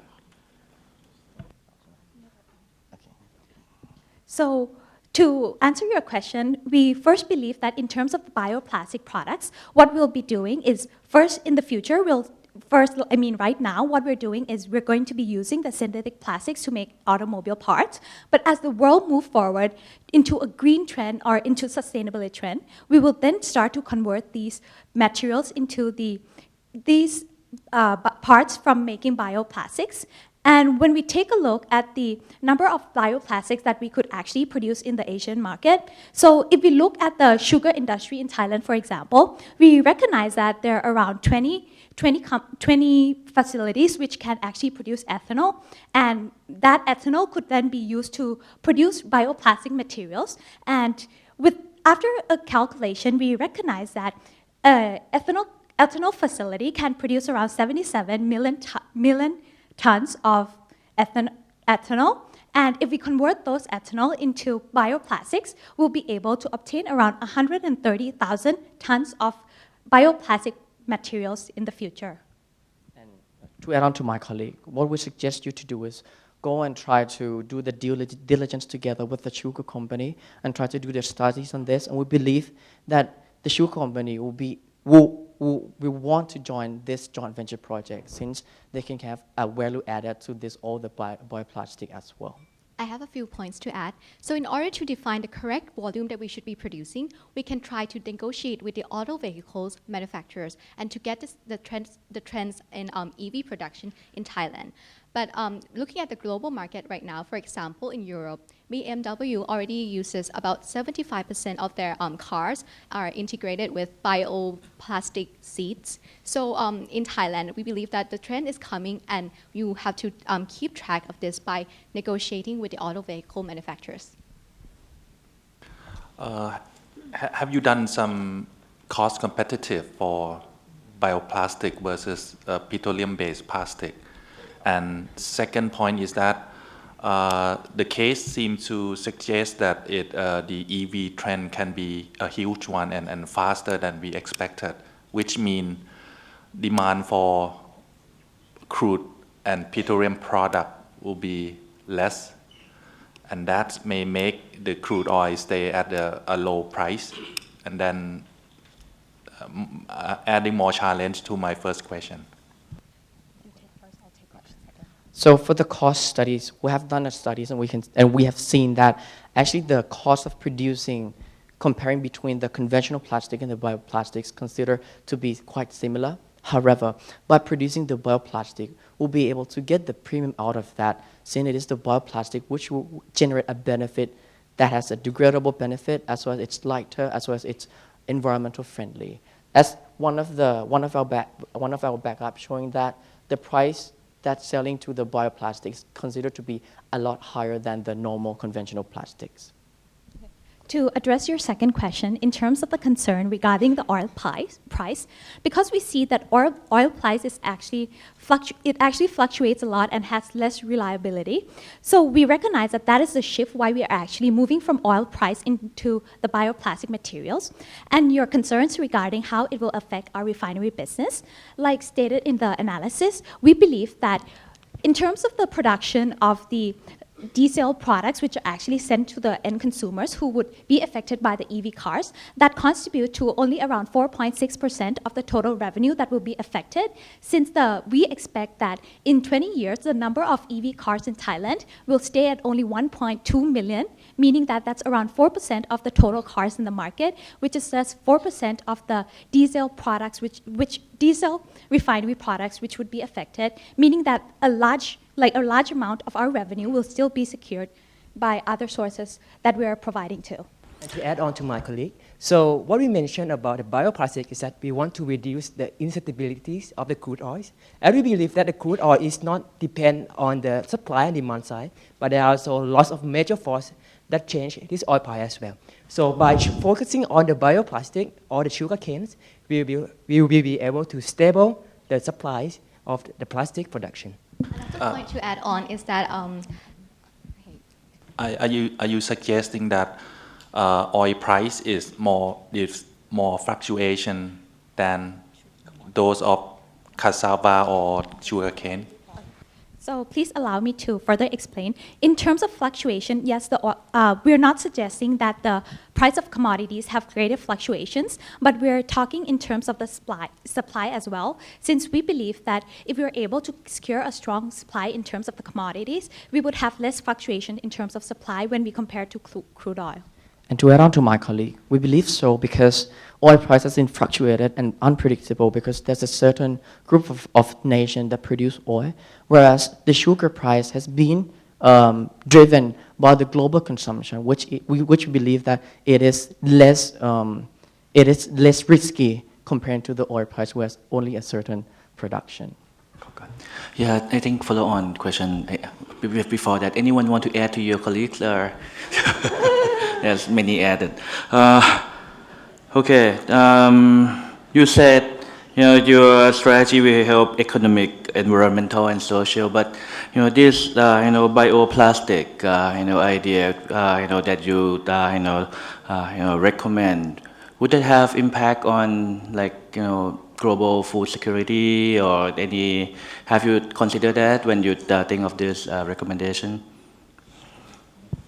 Yes. So because we're using sugar cane for the production, we understand that there may be concerns in terms of the food that we provide to the world. However, when we actually use sugar to make the bioplastics, we actually refine the sugar, and part of the sugar are actually refined into like real sugar, which can actually be used for consumption.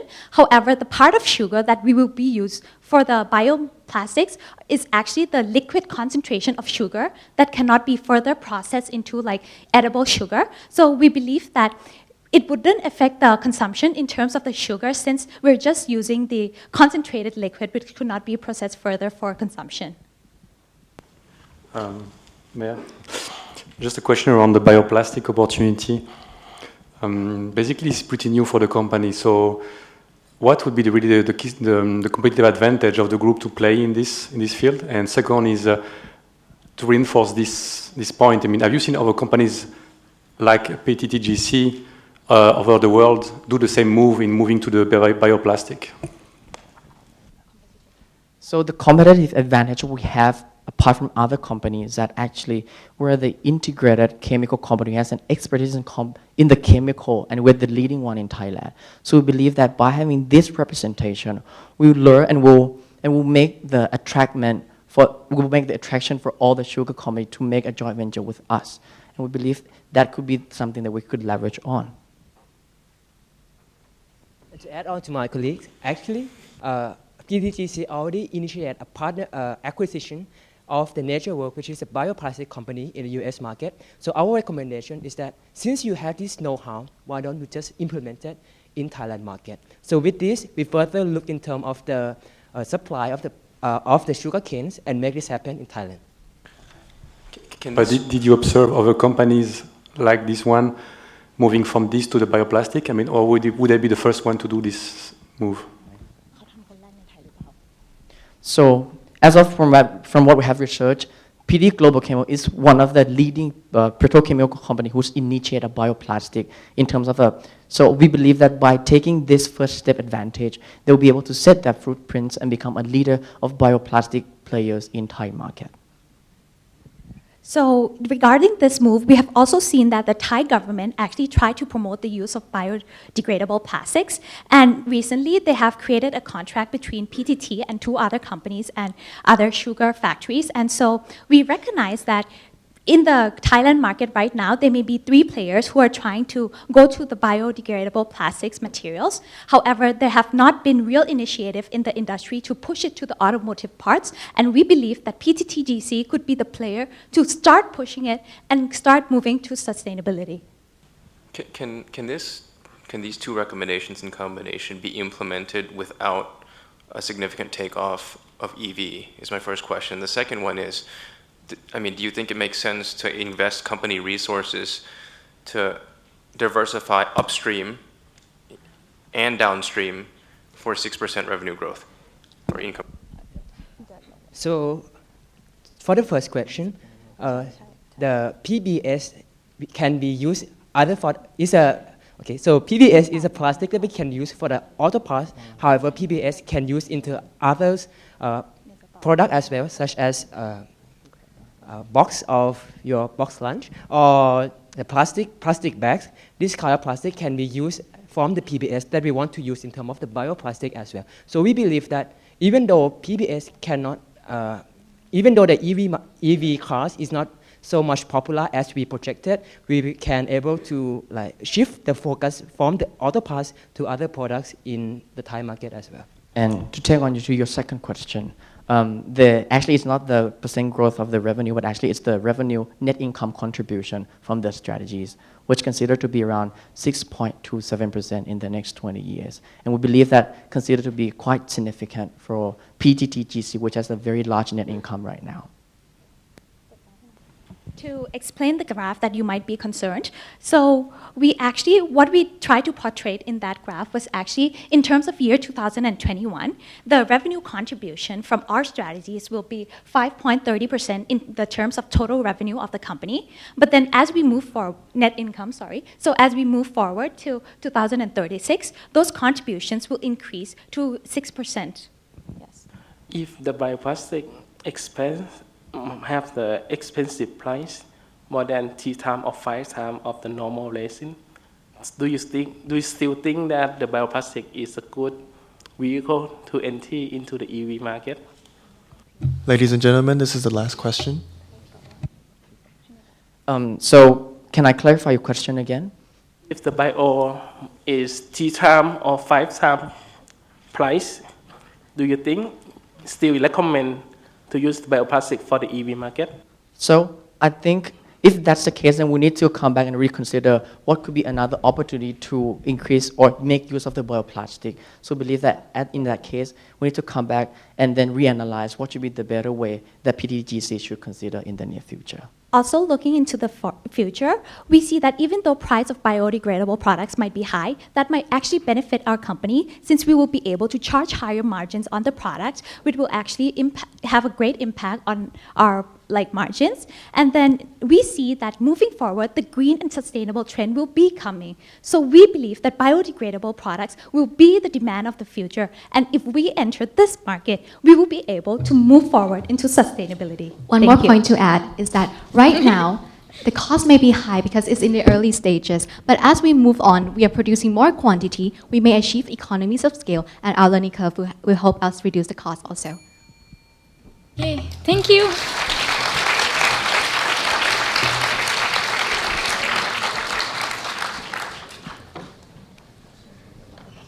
Thank you all teams, and maybe kindly ask the judges to proceed to the boardroom for deliberation.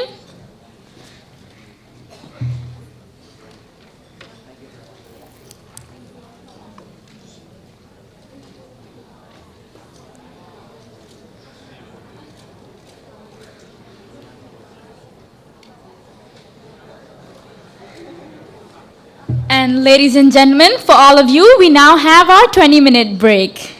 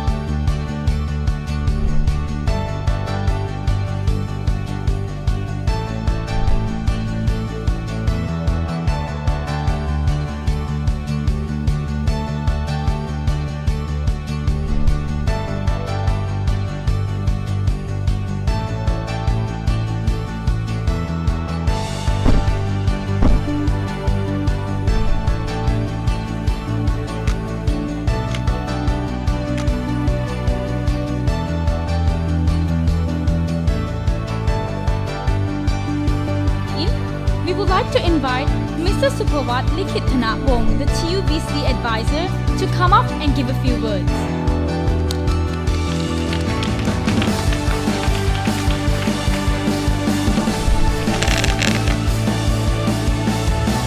Hello everyone, I hope you had a good afternoon. Thank you Brandon for the show. So I need to just for those who are here for the first time, TUBC has been around for 19 years. So within a few years time we might have competitors who are employed competing in this competition. So maybe a few years from now. Anyway, just a few things that we have done this year, which one I wanted to share with all the participants. As TUBC evolved, we had always been constantly trying to improve ourselves. And this year we have made a few changes, as you might notice. It's the first year that we actually have the Challenger team participated in TUBC. The Challenger is a local competition that we organize for all Thai teams locally, and it's open to all Thai undergraduate students. And this year we had 192 teams applied. 162 teams submitted their presentations, and the final 4 teams were the 4 teams that you saw this morning. And actually, we got 2 that got to the final round. So it seems to be a very good start for the Challenger program. The other thing that we had was this year we had a web telecast. You might not be aware, but we had over 1,200 views while you were presenting just now on stage. The Facebook link and all the web telecast, we had over 1,000 people watching. The next new thing is this year's case is by far one of the more difficult cases that we have had in the history of TUBC. As a case writer myself, I have to acknowledge that it is one of the more difficult ones. And yes, I've been sneezing over the last 2 days while you work on the case. So I'm sure you were cursing the case writer, and yes, and that's me. Okay, a few thank yous before we move on. A few thank yous. Obviously, thank you the case company, PTTGC, for your kind sponsorship and also your kind support the last couple of years. And this year, especially for being our case company, with the very interesting issues that you posed for the competition. Thank you TBS and the BBA program for your continuous support in this endeavor of the last couple of years. Without the support of the school and the BBA program, we wouldn't have this competition. But the judges are not back, so I leave the thank you to the judges later. The other group of people I want to thank who are here today are the advisors, my fellow advisors who are here from all over the world. And one special mention is Brandon Potter. Where are you? You don't have to stand up, but Brandon Potter. Brandon has been here consecutively for the last 13 years without fail. And this year, again, despite his injury, he still make it here to the competition. So thank you very much, Brandon, for your continued support for the competition. Okay. The last group of people, I just want to extend a quick thank you to. They are the organizing committees. They are the one who are able to make me sleep well at night last couple of days. Without their dedication and their team. Where are you guys, all the team committees? Can you stand up if you're at the back? All the organizing committee members. Everyone, yep. All the buddies, yep. Okay. Thank you so much for all your hard work over the last couple of days. We have just a few more hours to go, and we will be fine, yeah? So thank you for making me sleep well at night. Despite all my other obligations, you have really helped me got through this past few days really well. Okay, and just before I forget anyone. Okay, one last announcement for TUBC. Next year will be our 20th competition. So it's 20 years. We are working about the idea that we will have to celebrate our 20 years in existence. So for those who are here this year, we will look for your kind support again next year. And obviously, we will make some changes again to the competition. And if there is anything that we fail this time, please forgive the organizing committee and myself. And we will look to improving it again next year. Thank you so much for being here. Good luck.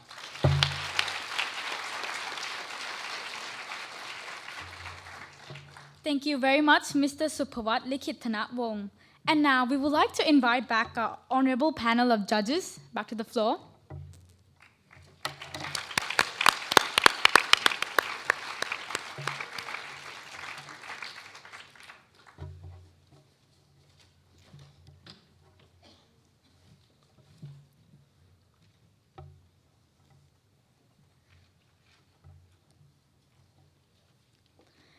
Finally, let us now invite the representative of the people behind the success of this event on stage, the president of TUBC 2016. Please give a round of applause for Ms. Pathamon Phuongphuongrod.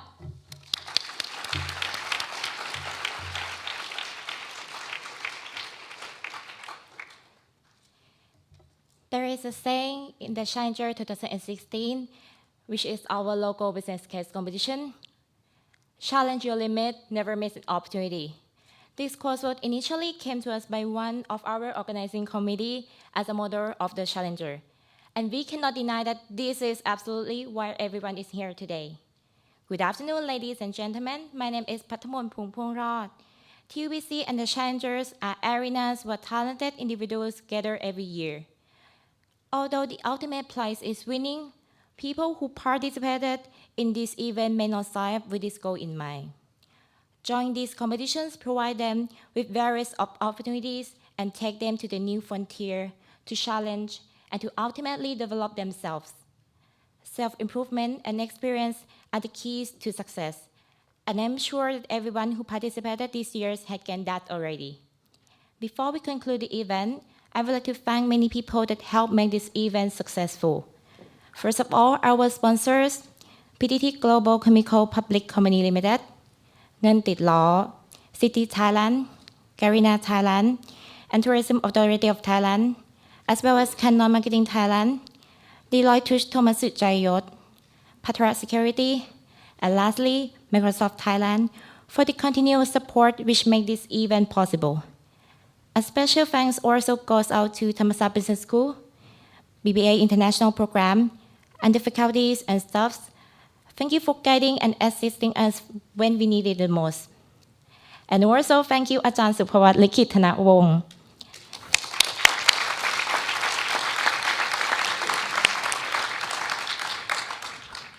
Our advisors for all the advice and also the late night snack which helped us through the tough times. I also would like to thank you all of the participants and advisors. This event would not have been completed without you. Thank you so much for being here these years, and I hope you all enjoy this remarkable experience as well as you stay in Bangkok. Lastly, the organizing committee. Only thank you would not be enough to express my utmost appreciation for you all. In this year's TBC, there have been great improvements and also modifications to the format of the event, and it would not have been a successful implementation without this group of people. Thank you so much for your time, dedication, passion, and commitment for these 12 months. TBC would not have been this amazing without you guys. I consider you all as one of my family. And lastly, we hope that you all enjoyed this event and also the Challenger. Thank you for being a part of us this year, and we hope to see you again next year in the TUBC 2017. สวัสดีค่ะ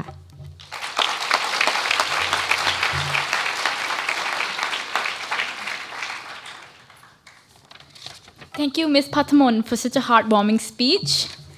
Ladies and gentlemen, the moment we've all been waiting for is here. The announcement of the winner of TUBC 2016. When the winning teams have been announced, please come up on stage to receive your award. I would like to invite Dr. Varapong Changyang Yun, Acting Director of BBA International Program, Thammasat University, to present the award for second runner-up. And the results are as follows.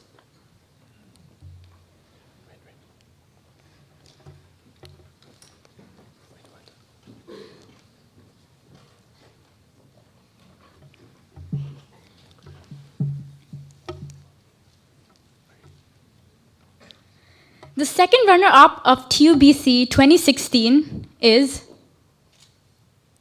Spectre Consulting from the Challenger 2016.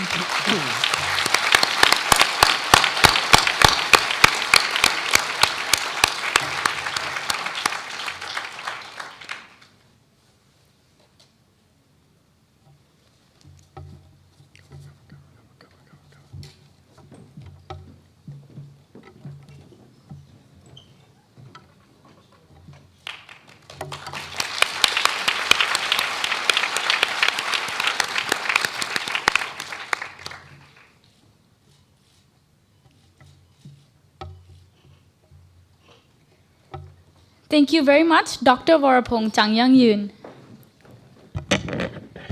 And next, I would like to invite Professor Dr. Sirilak Rojanakit Amnoy, Dean of Thammasat Business School, to present the award for the first runner-ups.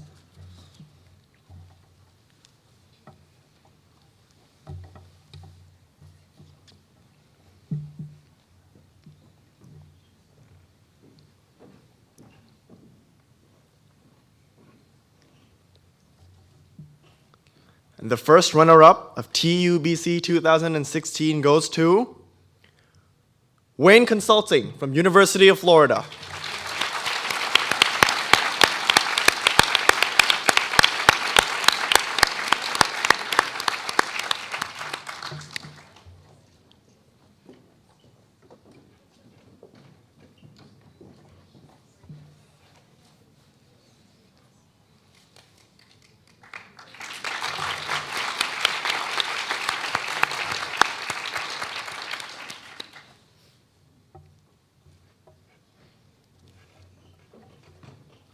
Thank you very much, Professor Dr. Sirilak.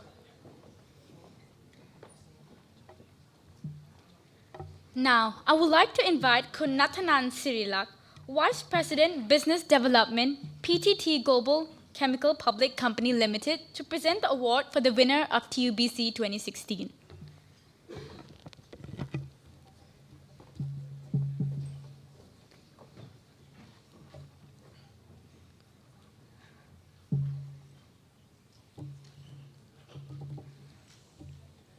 Ladies and gentlemen, and the winner of TUBC 2016 is Veritas Consulting.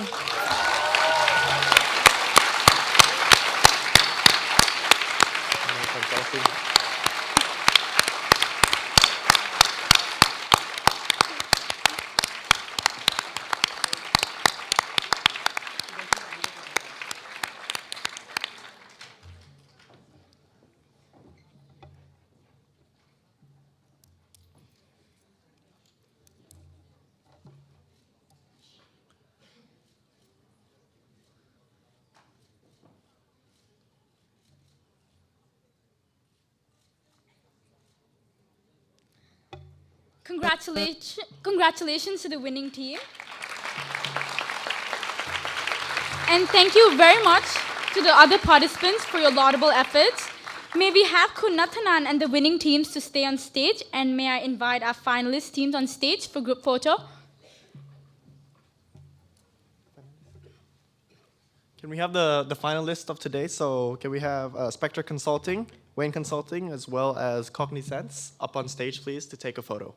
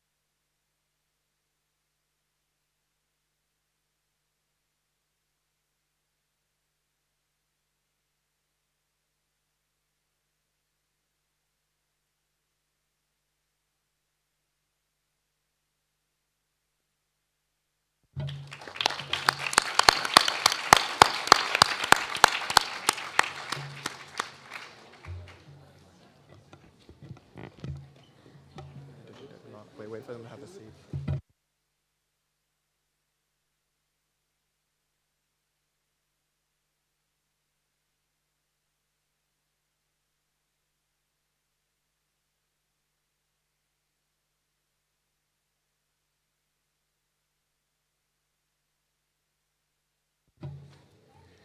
Before we conclude our event, we would like to request all members, audience members, to fill out an evaluation form that can be found on the official Facebook page of TUBC, where the link can be seen as follows.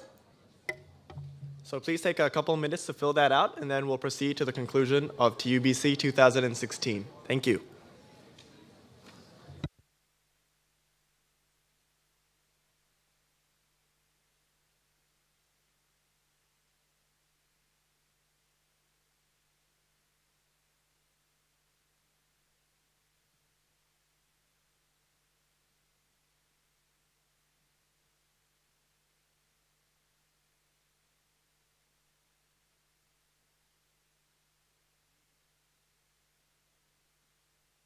ladies and gentlemen, we continue on with the concluding.